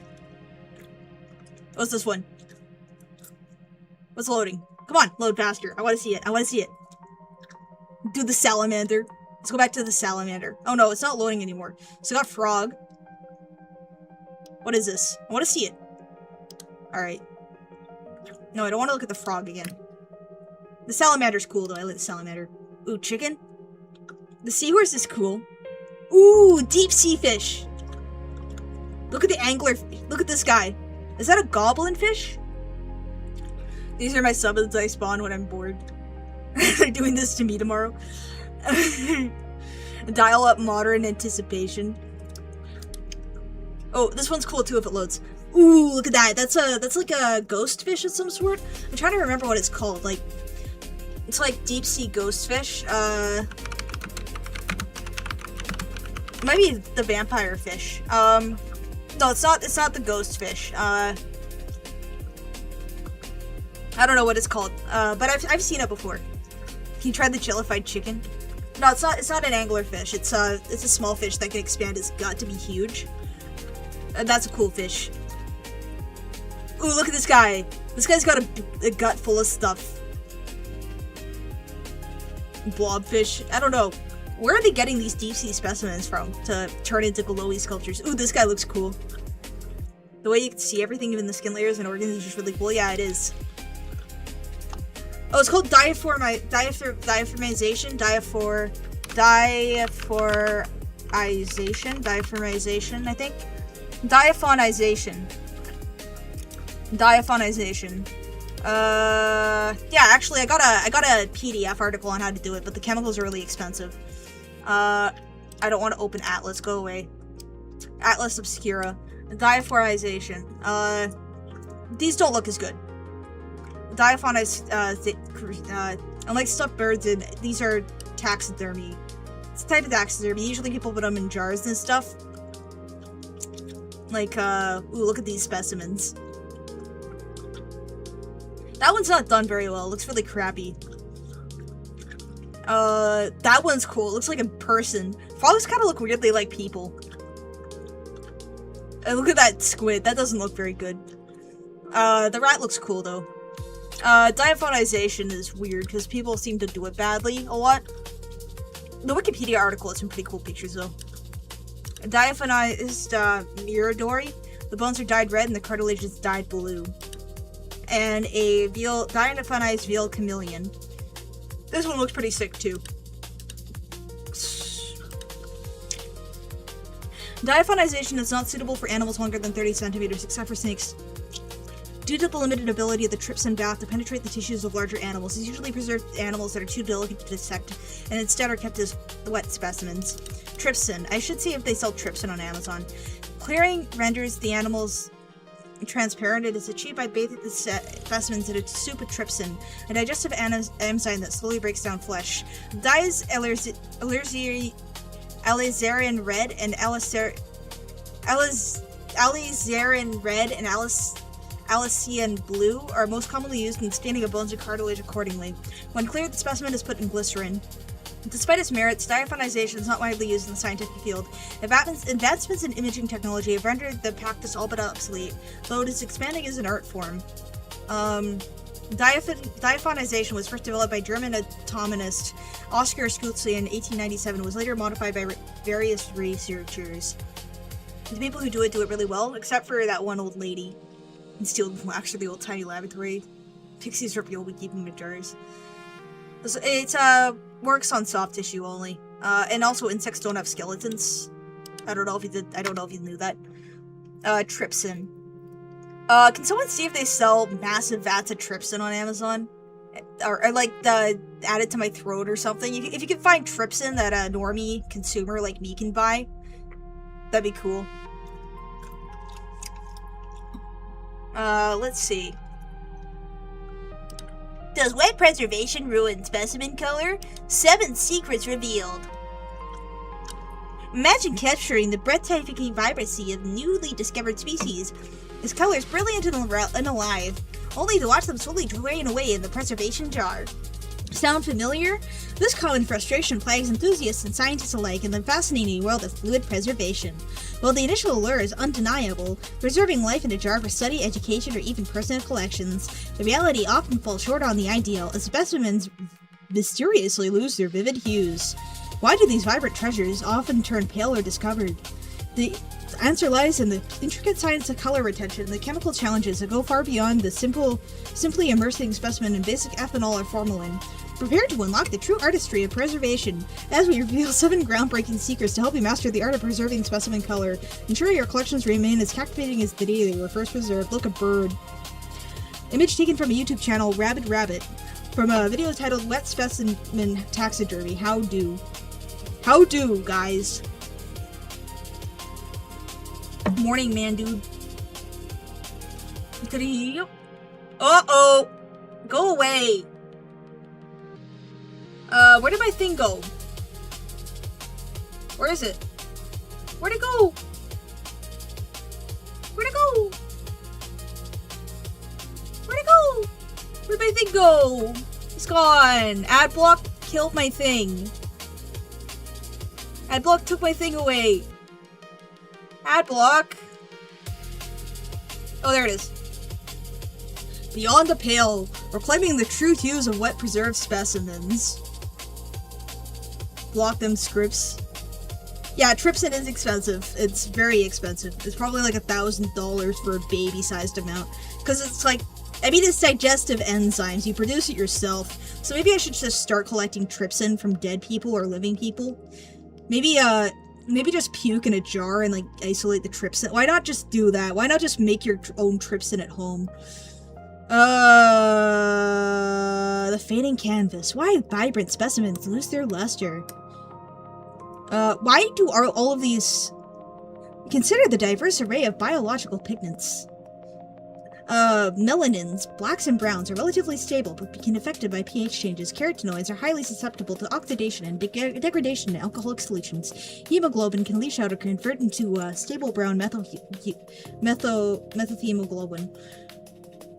Chlorophylls are particularly fragile, relatively converting to dull paleophytin in acidic environments, which is common during preservation. Structural colors can also be disrupted if the microscopic structures responsible for them are altered by fluid absorption or shrinkage. Understanding these chemical vulnerabilities is the first step towards combating the fading color dilemma. Standard preservation protocols, while effective for structural integrity, often overlook these critical pigment interactions, leading to the widespread issue of drab collections. Beyond the basics, unlocking 7 secrets to enduring vibrancy. Just buy our course. Parsi for trypsin. Steal Midas's trypsin when she's not looking. Well, basic ethanol or formalin techniques form the foundation of fluid preservation. Achieving true color retention demands a more sophisticated approach. This journey will guide you beyond the common pitfalls and introduce you to the advanced strategies that focus specifically on safeguarding a specimen's natural hues. We will reveal 7 critical secrets, each building upon the last, to help you master the art of preserving vibrant specimen color. From specialized chemical treatments to environmental conditions, these techniques will transform your understanding and practice of fluid preservation, empowering you to create the truly remarkable and lifelike collections that stand the test of time. Unfortunately, it just seems to be trypsin pills for, like, people with digestive issues. That's lame. Our journey to vibrant preservation begins with the very first and arguably most crucial step in the entire process. While many believe the battle against fading colors is fought with the final display jar, the most decisive victory is actually won moments before a specimen is collected. The art of the pause, mastering chemical fixation for eternal vibrancy. Preservation is a process. The first and most arguably critical step happens long before the specimen ever sees its final storage container. The initial stage of chemical fixation is a procedure designed to halt the natural process of decay and lock in the specimen's tissues and pigments in a long, stable, lifelike state. Skipping or improperly performing this step is the single greatest cause of poor quality, faded, wet specimens. What is fixation? At the moment of death, a biological clock starts your biological clock stops ticking when you hit death, but that's aside from it, Go straight to the Chinese. Or the Indians, actually. At the moment of death, autolysis, the specimen's own enzymes begin to break down cells and tissues from the inside out. Putrefaction, bacteria and other microorganisms begin to decompose the tissues from the outside in. Chemical fixation is an intervention that stops this clock. A fixative agent works by rapidly penetrating the tissues and forcing chemical crosslinks between protein molecules.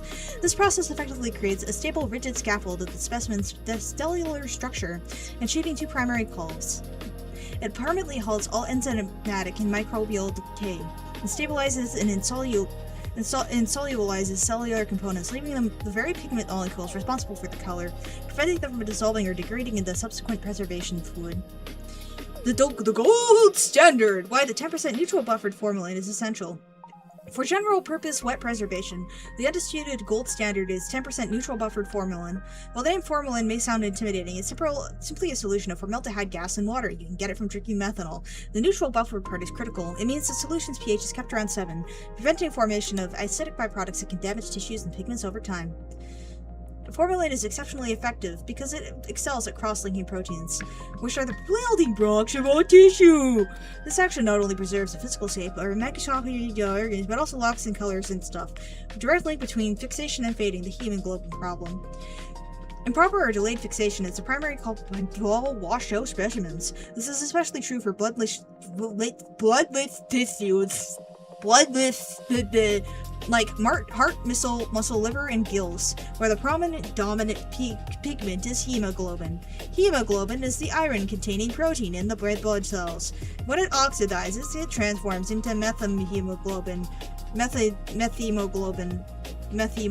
and other derivatives. This chemical change causes the brilliant red to irreversibly degrade into a muted, unappealing brown or gray. By the time a poorly fixed specimen is placed on alcohol, the original color is already lost and cannot be recovered unless you dye it. Practical tip: the golden hour of optimal color retention. Apparently you can harvest trypsin from animal pancreases. Yeah. That's where it's made. Maybe I should start doing that. I'm pretty sure it's more common in, carnivores, I think. Timeliness is key. Beginning the fixation process as soon as the specimen is collected. The longer you wait, the more cellular decay and pigment degradation will occur. Ensure complete penetration. Wink, wink. The fixative stage must reach every cell to be effective. For specimens larger than a small mouse, surface level smoking is not enough. You gotta inject it into the vein. The fixative penetrates slowly, so you must facilitate its entry. This means using a syringe to inject formalin into the main body cavity into the larger muscle masses. For hollow organs like the stomach or intestines, it must be flushed and filled with fixative. Use the right volume. A common mistake is using too little fixative. The standard recommendation is to use a volume of fixative that's at least 10 times the volume of the specimen. This ensures that this fixative's concentration is not significantly diluted by the specimen's bodily fluids. Wink, wink, wink, wink, wink, wink, wink, wink, wink. Once the specimen's structure and color are chemically locked in place by fixation, the next critical choice involves selecting long-term preservative that will maintain the state for decades to come.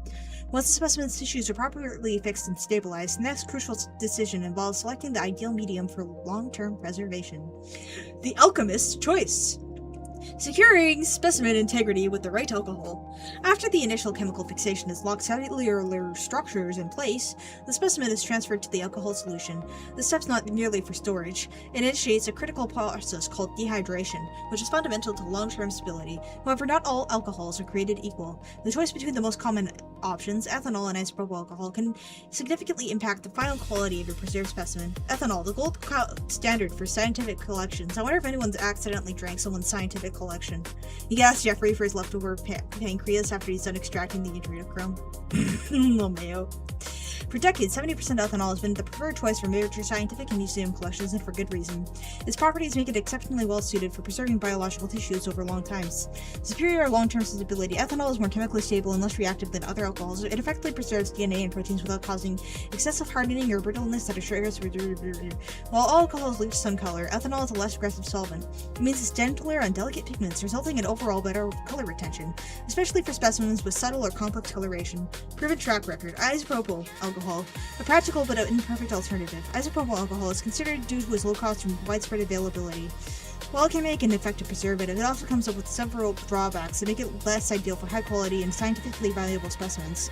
Isopropyl alcohol is a more aggressive dehydrating agent, which can cause tissues to become excessively hard or brittle over time. This can make the specimen difficult to handle or study without causing damage. Greater pigment leaching and potential for degradation. Compare subject to glance. This is... When was this made? Damn it! 2025. I've been tricked. I've been bamboozled. I've been bamboozled. I've been bamboozled. The wool has been pulled over my eyes. No human hands have touched this article. I was a little suspect.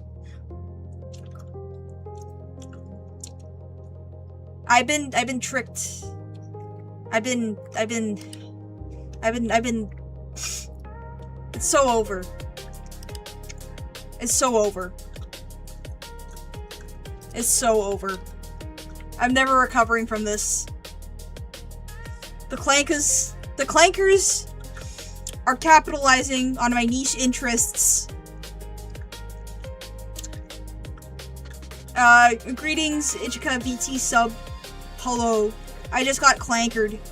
I got tricked by an AI generated article that was going over something extremely specific that I was interested in. And now I'm sad. I'm very sad. Let's look at E. aerogenis. Okay. Damn it, same website. I need a different website so I don't get... Okay, I have ad blocker on this website now. Hopefully it doesn't kill me. By medical lab notes in 2023, so this might not be AI generated. Live Gummod reaction, but this is the Gummod coming out and stuck from under the guess. Your appearance and voice are wonderful. Thank you very much. I appreciate it very much. I want to be friends with you too. You sound like a very nice person. Endobacteria aerogenis is the bacterium belonging to the Enterobacteriaceae family, which includes several other important Enterobacteriaceae. Is that like... is considered an opportune... Oh yeah, it's intestine bacteria. It's pretty cool. E. aerogenis is a gram-negative rod-shaped bacterium that is commonly found in various environments, including soil, water, blah blah blah, and it makes you sick. It was previously classified as a member of the Entobacter cloacae complex, but advanced molecular techniques have allowed for better species differentiation. It's closely related to Endobacter cloacae, but it's now identified as a separate species. It can cause a lot of infections, including UTIs, UTIs, RTIs, wound infections, and bloodstream infections. It often targets individuals in healthcare settings, including those with particularly long hospital stays, usage of medical devices like catheters or ventilators, and compromised immune systems. Antibiotic resistance, yes. Opportunist pathology. Ooh, look, that looks tasty. Endobacter endogenes colony morphology on a CLED agar of urine culture. Oh, so someone had a really bad pee infection. That's really sorry. I'm sorry, buddy. Let's see what the government of Canada has to say about Endobacter aerogenis. Overview.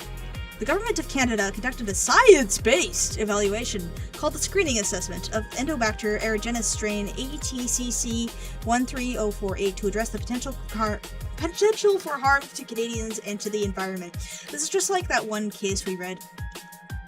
Looks like the stuff on my old house's wall AC unit. Once you go cloaca. A substance may have hazardous properties. However, the risks to human health or the environment may be low depending on level of exposure. The Canadian government warns against huffing a bacterial The Canadian government warns you not to huff bacterial colonies. A screening assessment focused on the organism Endobacter aerogenes strain ATCC 13048. This priority A higher hazard organism was assessed as part of a microorganism initiative of the Chemicals Management Plan. Why are bacteria being analyzed in a chemical management plan? Endobacter aerogenes strain ATCC 13048 is bacteria that can have a number of consumer, commercial, and industrial uses. My nose is itchy now. Why is my nose itchy? Exposure of Canadians in the environment. According to the information from the Government of Canada, Canadians are not expected to be exposed to Ectobacter aerogenes strain ATCC 13048, nor is it expected to be released into the Canadian environment. Thanks for telling us that, Government of Canada. Why are you looking into it if it's of no concern? Health and ecological effects is hazardous. It has also been associated with hospital-acquired infections in humans. Severe disease or fatality is limited to susceptible subpopulations, or is rare, localized, and rapidly self-resolving in healthy humans. Why are you looking into it if it's not... Government of Canada. Let's look at priority A microorganisms on the domestic substances list. Why are microorganisms considered substances? What are we doing with disinfectant? We already looked at the disinfectant. I read an article where a guy drank, it was Native Americans drinking hand wash that contained methanol and going blind. Also housewives mixing cleaning chemicals. And I somehow ended up looking at Canada statistics. This is Canadian immigration stats. You like this chart? Native Americans versus Europeans. Now we're looking at the infectants. We sure are. But yeah, this is classification. Higher hazard. So, Aspergillus awamori.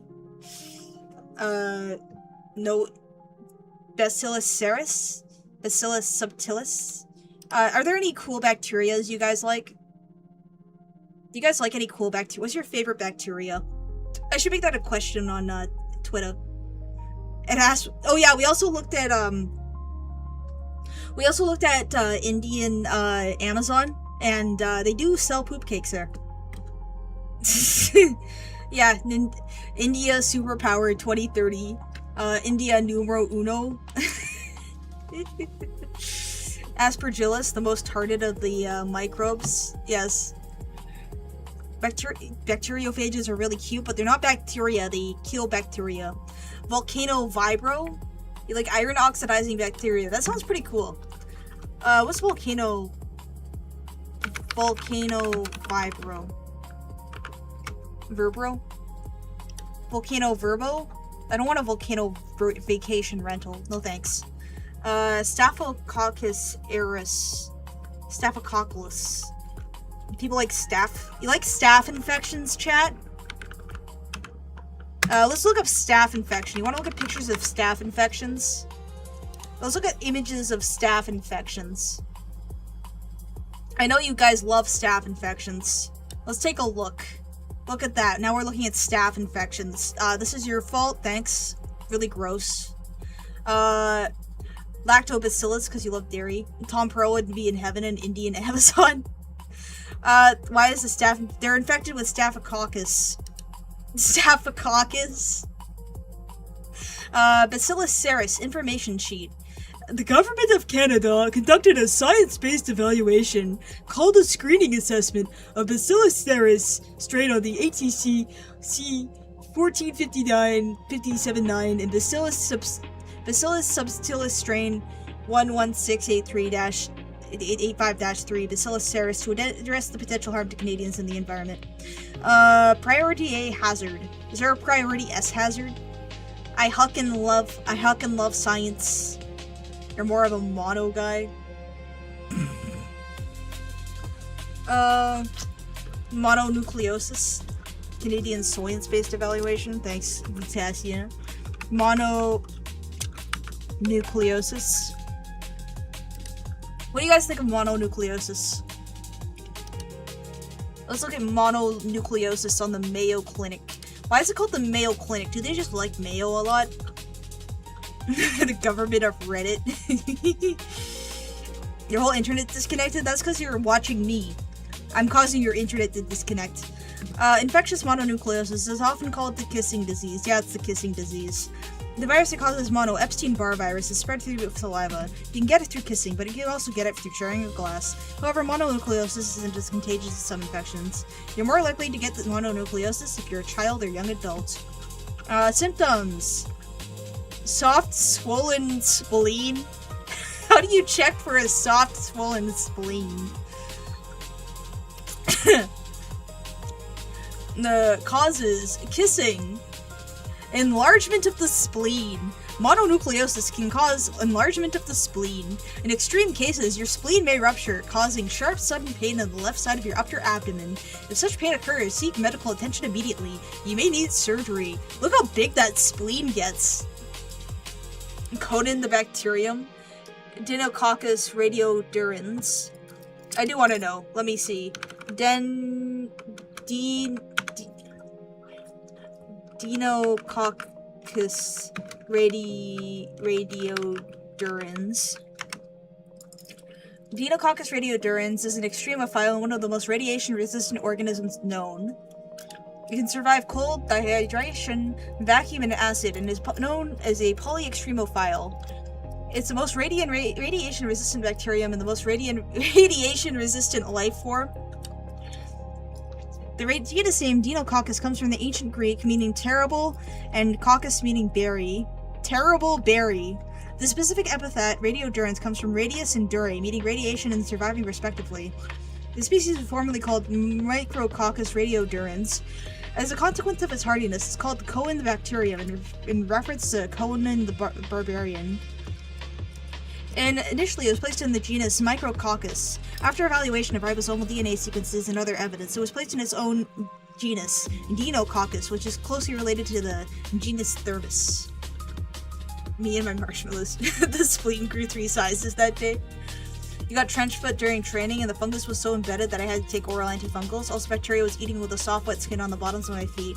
It was really itchy. Thank you, evolution, for leaving a useless organ that could rupture my body. A swollen spleen has a type of concentrated back pain. Well, I'm glad I poke a digit in there. They won't scream. You know what? It's a good thing I don't. It's a good thing I don't have a swollen spleen right now. I feel like that would really suck. Yeah, trench foot is bad. I've had trench foot from work. Yeah, it sucked. It was gross. Actually, a guy at work a couple years ago had his toes fall off from trench foot. He was like, oh damn, my toe just fell off at the campfire, and everyone kind of looked at him like,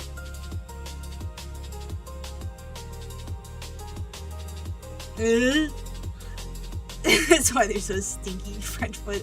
Yeah, but his toe fell off. He was also really gay, so that's fine, I guess. Like, he was showing me his collection of paintings of naked men. It was kind of weird. Must have developed it. Yeah, I'm glad that I haven't lost my toe to trench foot. That sounds like it would really suck. Where the fuck did you work? I was tree planting. I was planting trees. Only use me blade moment. Only lose me leg. I'm not doing that job anymore. Now I'm selling fruit, because that's cute, I guess. The radio-resistant and survival mechanisms of Dinococcus radiodurans.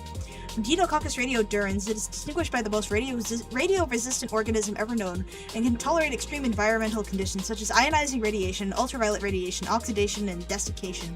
D-radiodurans is an important model for studying DNA damage repair and redox regulation upon high-dose ionizing radiation. How D-radiodurans response and repair ROS-induced oxidative damage remains the subject of ongoing investigation. This review provides an overview of the radio-resistant characteristics of D-radiodurans. Among them, DNA damage repair pathway and high-efficiency antioxidant defense system are summarized in detail. And furthermore, a novel model that protects the cell against ionizing radiation is proposed. This review also discussed potential application, future challenges, and directions in advancing towards D-radiodurans studies. We're all going to be radiation-proof. I'm selling cow shit games. Yeah, D. radiodurans is an extremophile that an American scientist discovered in canned meat that had been exposed to high-dose ionizing radiation.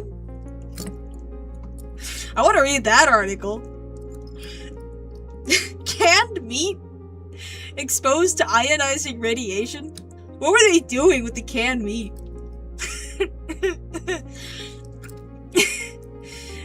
I need to see this. Studies on radio-resistant micrococcus in isolation, morphology, cultural characteristics, and resistance to gamma radiation. Radiated meat is a thing for preserving. Postal services irradiate stuff. Energy-dense food.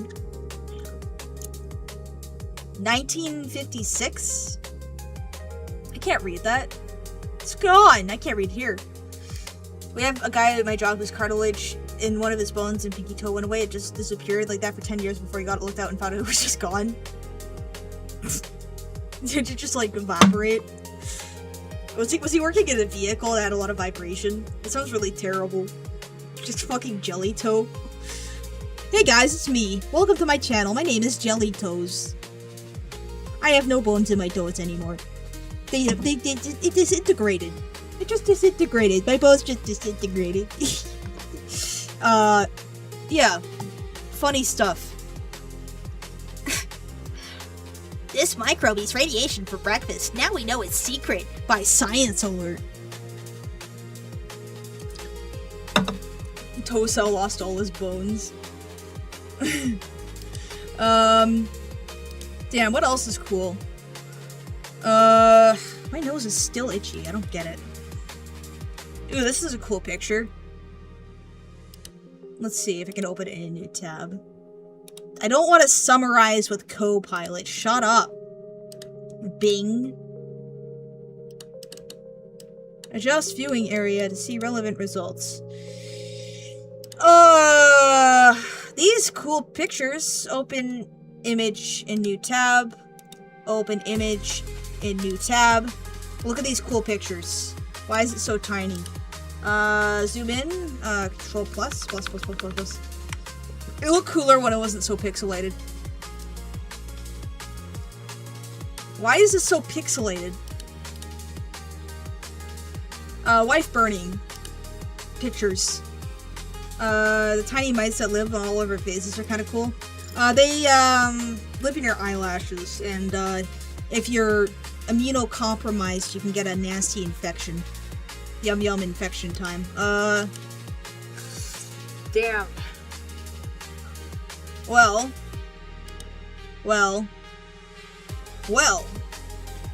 There's usually gamma rays or powerful X-ray that does preserving. Radiation preserving. Meat. So we're eating radioactive meat. Food or radiation? Meat or radiation. So meats are radiated. Irradiation in meat preservation. Benefits and safety. That seems kind of weird. Meat is one of the most perishable food products in the world. It provides an ideal environment for bacteria, parasites, and other pathogens to grow rapidly. While refrigerating and freezing help slow down spoilage, they don't always eliminate dangerous microorganisms like Salmonella, E. coli, and Listeria. Well, yeah, if you stop scratching your ass while packing meat. This is where irradiation steps in. A method for these is ionizing radiation. This was in July 10th, 2025, or was last updated. It sounds weirdly AI, but it's from the Agriculture Institute. What is food irradiation? Using ionizing radiation to kill things. The key sources of ionizing radiation used in meat irradiation include cobalt-60, machine-generated electron beams, and X-rays. In a typical irradiation facility, packaged meat is placed on a conveyor belt and passed through an irradiation chamber, where it is exposed to a precise dose of radiation. The radiation passes through the food, destroys microbes, and exits without relieving residual radioactivity in the product. Agricultural Institute is abbreviated as AI. It sounds like something from the 50s. As the power of the atom, let's add radiation to everything is a miracle solution. It isn't the Arby's ad with the exploding meat. The primary mechanism behind irradiation is damaging the DNA. Yay! Don't you guys want Listeria? Don't you guys love Listeria? The amount of radiation applied is measured in kilograys. Low dose radiation is up to 1 kilogray. Medium dose radiation is 1 to 10 kilograys. And high dose radiation is above 10 kilograys. It's used for sterilization purposes, such as prepping meals for astronauts and hospital patients for requiring sterile diets. This level is not commonly applied to commercially sold meat products. Medium dose is the most relevant range for meat preservation. Fresh or frozen poultry is typically irradiated for microbial control, and red meat can receive up to 4.5 grays or 7 kilograys to reduce pathogens like E. coli and salmonella. I wonder if there's any incidences of accidental radiation exposure in meat plants. What's the lethal dose? Lethal dose of radiation. In grays.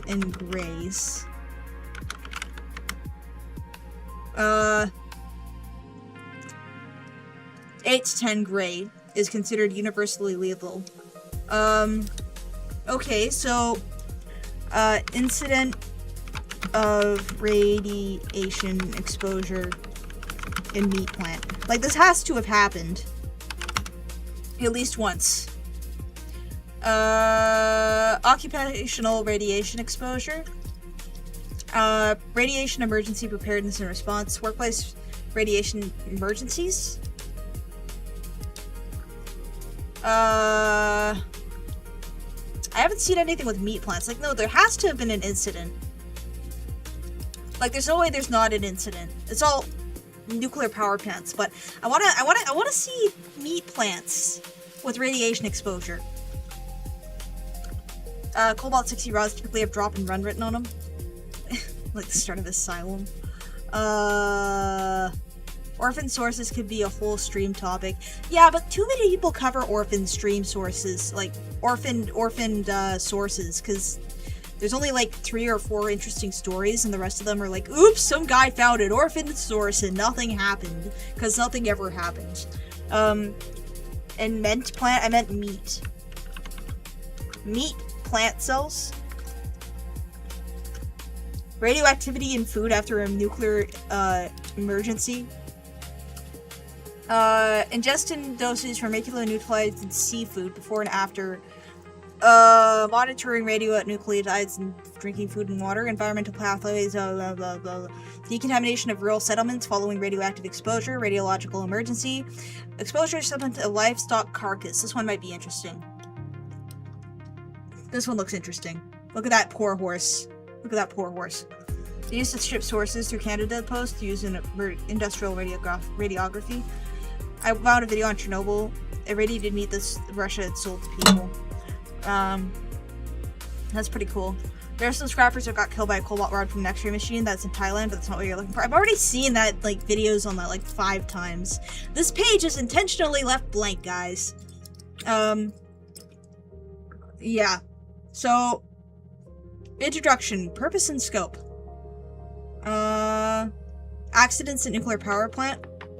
Livestock carcass management options considered for, assumptions for burial management option. Estimated nucleotide activity in leachate from burial. Assumptions from composting management options. Qualitative ranking of livestock carcass management options. Containment versus treatment options.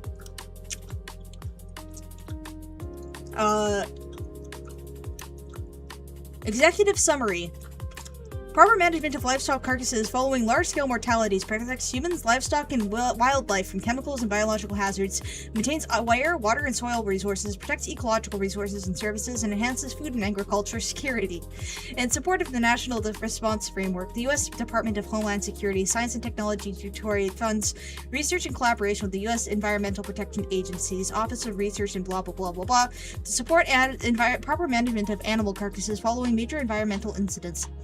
Mass livestock mortalities can result from natural disaster, foreign animal disease outbreak, chemical or radiological incident, or other large-scale emergencies.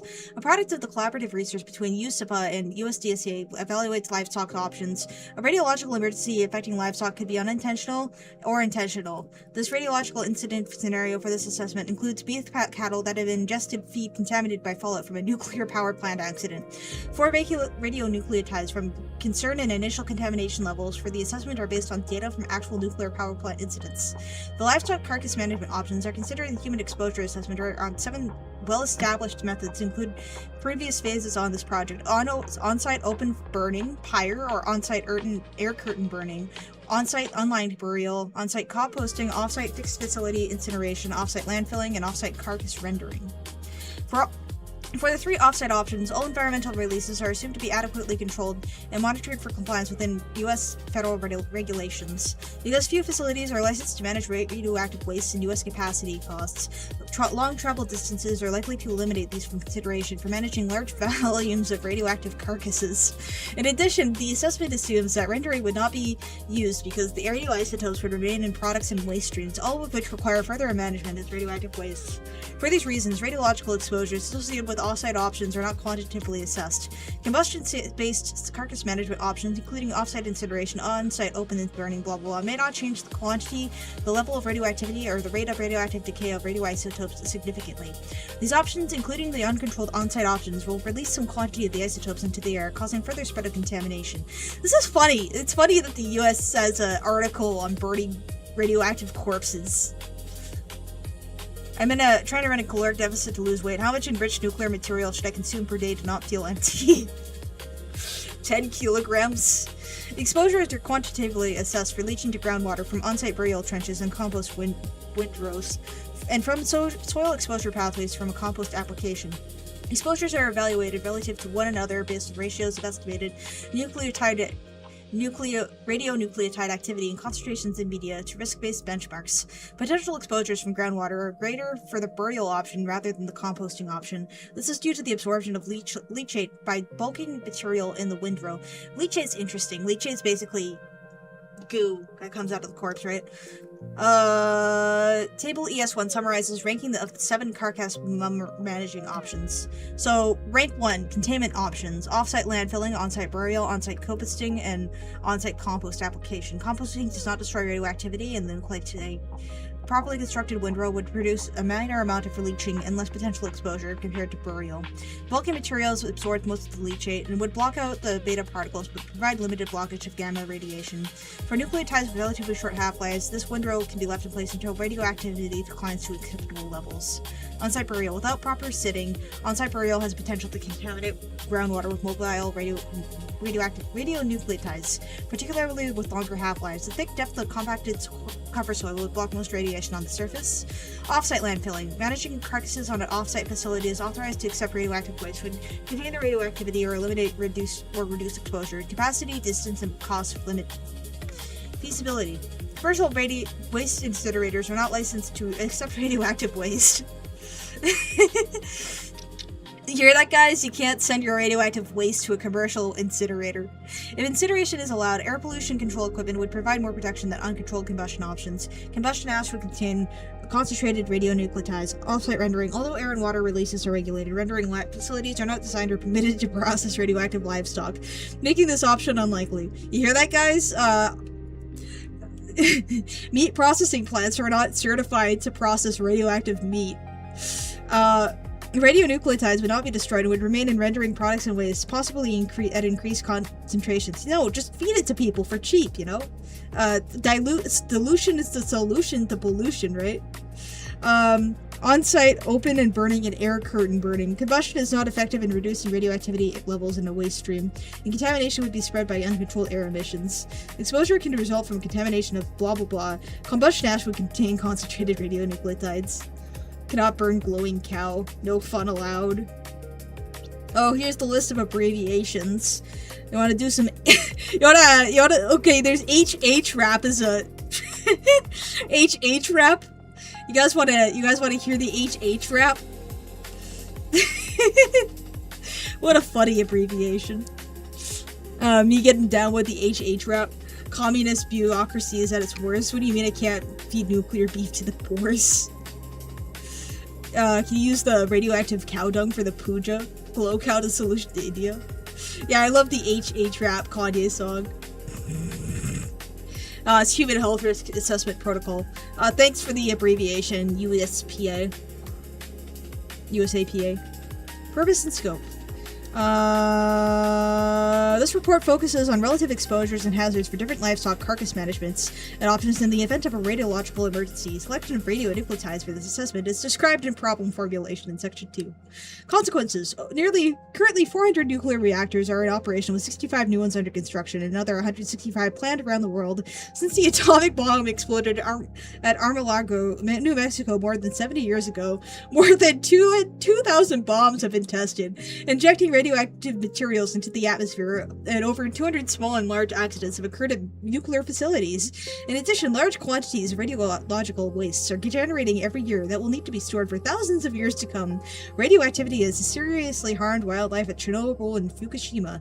The probability of future accidents or nuclear terrorism could have health or environmental consequences of radioactivity. Problem formulation. Radiological incident scenario. There are many possible scenarios by which radiation and radioactive materials can be released into the environment accidentally or purposefully. These include the following. Accident at nuclear power plant or nuclear weapons facility. Accidents at NPP have released radioactivity to the environment. Perhaps the most well-known accident occurred at 3 Mile Island plant in Pennsylvania in 1979. Following a technical failure, concern over a possible hydrogen explosion prompted operators to vent some gas containing radioactivity. Detonation of nuclear bomb. Release of a radiological dispersion device or improvised nuclear device is an act of terrorism. Transportation accidents. Transportation of small or large quantities of radioactive materials for medical treatments and stuff. Thorium. Livestock could be contaminated with radioactive material by any of these events. For the purposes of comparing livestock carcass management options, it is not necessary to develop a detailed incident scenario. However, the event type is relevant to seeking radionuclides for the assessment, the way livestock is contaminated, and the degree of contamination. For carcasses to be radioactive at levels that require culling, they must have absorbed sufficient quantities of longer-lived radioactive isotopes, become radioactive themselves, or contaminated externally at high risk with no means of decontaminating their surfaces. Livestock near the damage zone of the explosion may be already dead or require humane culling. Based on semi-quantitative analysis assessment, releases associated with carcass transportation are assumed to be insignificant, not included in this assessment.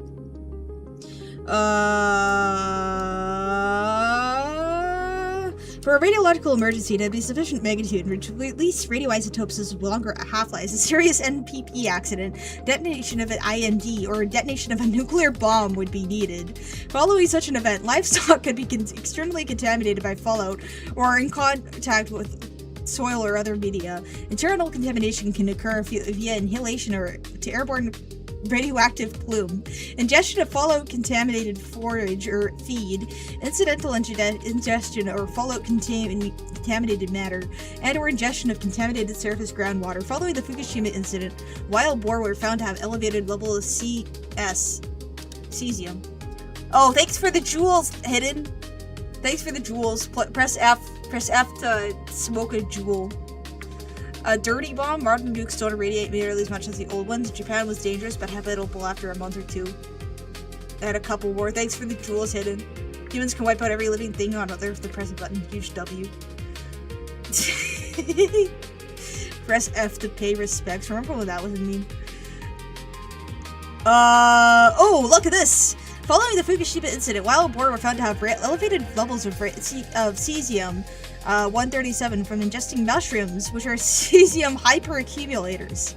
In addition, contaminated rice straw and grass used as feed resulted in elevated cesium radioactivity in beef and horse meat.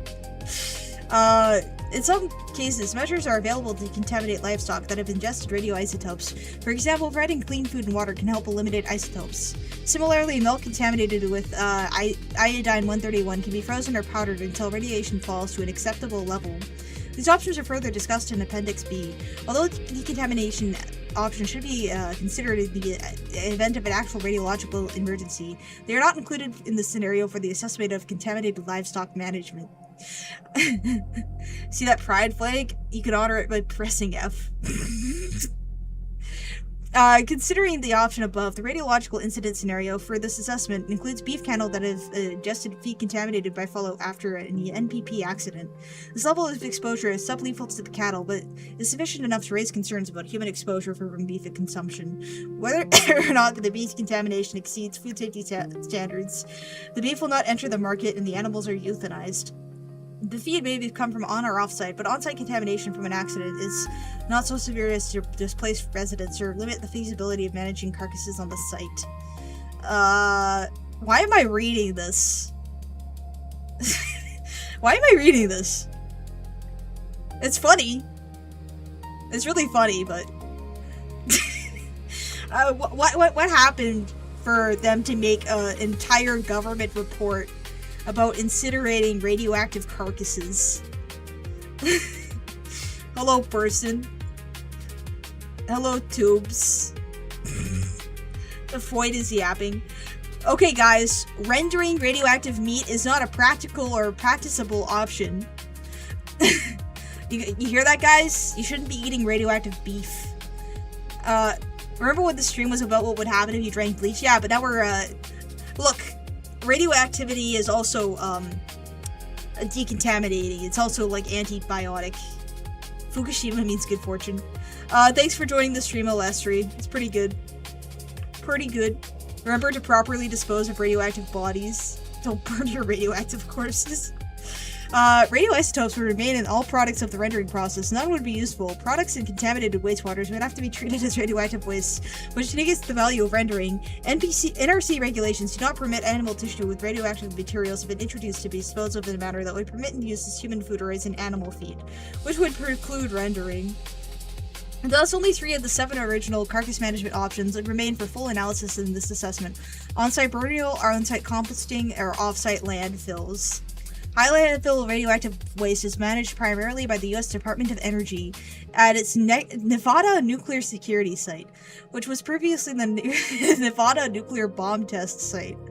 U.S. DOE is developing the facility, however, for a long-term storage of spent nuclear fuels that will remain radioactive for thousands, millions, or billions of years. Thus, the facility will be used only for high-level radioactive waste from nuclear programs or reactors. If Disinfectant can be, have you guys not been paying attention? They have not been paying attention. Basically, you want to bury corpses. Initial carcass contamination. This radiological exposure assessment begins with the base case assumptions about the level of livestock contamination. The base case radiation level for each nucleotide is accompanied by a range of conceivable alternative levels that are also assessed for comparison. The range of radiation levels for this assessment are based on the radiation levels observed in Japan following the Fukushima nuclear accident. While chemical exposure assessments involve mass-based contaminant concentrations, radiological exposure assessments use one or more radiological exposure activity. For this assessment, levels of contamination were expressed in radionucleotide activity concentrations, specifically becquerels per unit of contaminated substance. A becquerel is equal to 1 radioactive disintegration per second. Radiation monitoring in foods from Fukushima and neighboring prefectures initially focused on vegetables, which peaked shortly after the incident. Cesium. Do you guys like cesium? What's your favorite radioactive nucleotide? Nevada Cadabra. Your city is now gone. Glowburger. Beef is not very radioactive. Shrimp, however. Shrimp's radioactive. Burial. For burial management options, radiological releases from buried corpses that contained liquid released from corpses as they decompose. Young et al. Why is Young such a common name for researchers? Like, almost every article I've read has a guy called Young that's used. Young is always the first person cited, and everyone else is et al. Thorium sounds hot, yes. Young et al. Estimated that approximately 33% of the carcass mass is released as fluids during the first 2 months after burial, with half that amount released in the first week. If leachate has the density of water, the amount of liquid released from a single 453 kilogram cattle carcass in the first 2 months is approximately 150 liters. 150 liters of radioactive leachate. The radionucleotide activity concentration with the leachate remains constant because the area of the trench increases proportionally with the number of carcasses. Table 7 shows the design assumptions for the burial attempt at the base case, i.e. 100 carcasses and a larger number of carcasses. 100 cattle carcasses are placed in a single trench that is 9 feet deep, 7 feet wide, and 300 feet long, based on guidelines provided by the USDA. The carcasses are covered with 6 feet of soil, including 3 feet mounded over the site starting at ground level. An unsaturated zone 1 meter extends below the bottom of the burial trench. 500 carcasses are placed in a single trench that's 5 times as long as the base case.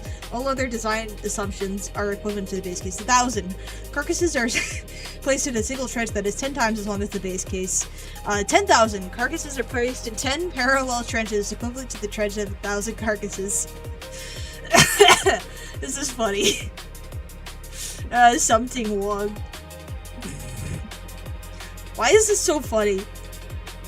During the first few months of fluid release from the carcasses, water entering the pit from precipitation will dilute the fluid. When the fluid release declines after the first few months of degradation, however, leachate concentrations can depend on local precipitation as well as concentrations at the burial trench.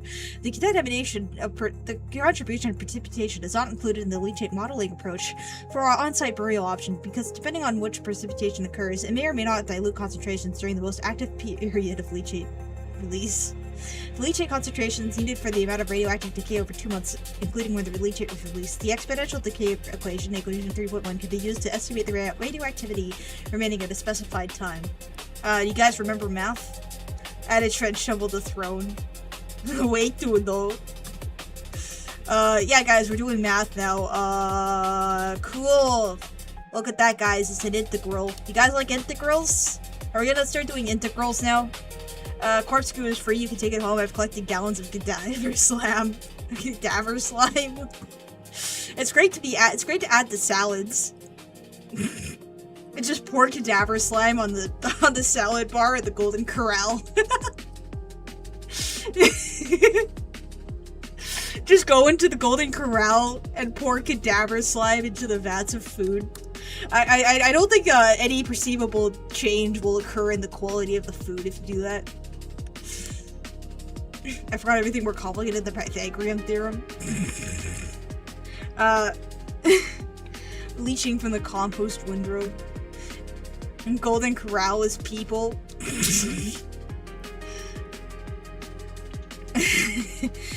Compost windrow design. Composting is performed on bare earth, 100 base case, in 2 parallel windrows that are 4.9 meters wide and 61 meters long. An initial layer of bulky material, e.g. wood chips, is 2 feet deep, is placed parallel against the entire base of the eventual windrow. An additional 2 feet of bulky material placed on the sides and the top of the windrow. Runoff from the windrows will be contained with hay bales. 500 carcasses are placed in 2 parallel windrows that are 305 meters long, 5 times the length of the 100 carcass windrows. All other design assumptions, 10,000 carcasses are placed in 20 parallel windrows that are 610 meters long, 10 times the length of the 100 carcasses windrows. All other design assumptions are equivalent to the base case. Application to finished compost. According to Looper 2001, composting of dairy cow carcasses usually takes 6 to 8 months, with 90% of the flesh decomposed after 8 weeks. For this assessment, composting is completed in 8 months and the finished compost is applied to on-site agricultural field in accordance with nutrient management plan. Transport of chemicals from the compost application site can occur by runoff erosion to the lake. The effective composting duration on the exposure is examined in the assessment. I'm sure you guys love the leachate in the drinking water. First date ideas. Zombie outbreak at the Golden Corral. Fate and exposure modeling. For the carcass burial option begins with the nuclear radioactive blah blah blah blah blah. There were supposed to be images. Where's the pictures in this book? They promised me pictures. Where's the pictures they promised me in this picture book? All we got is like the picture of the dead horse on the cover. I mean, it's a pretty sick picture, but where are my pictures? I want my pictures.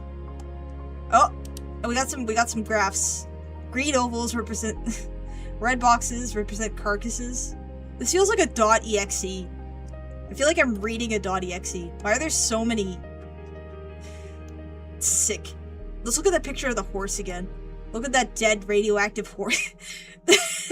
They have a dead horse and a guy holding a Geiger counter as the profile picture for this exposure assessment. Macho text. TLDR, did not read. Did not read, did not think, did not stink. Damn, how long have I been streaming for? Jesus. Give me a sec. I'm starting to yap too much. It's hurting my throat. It's hurting my brain. Everything hurts. Why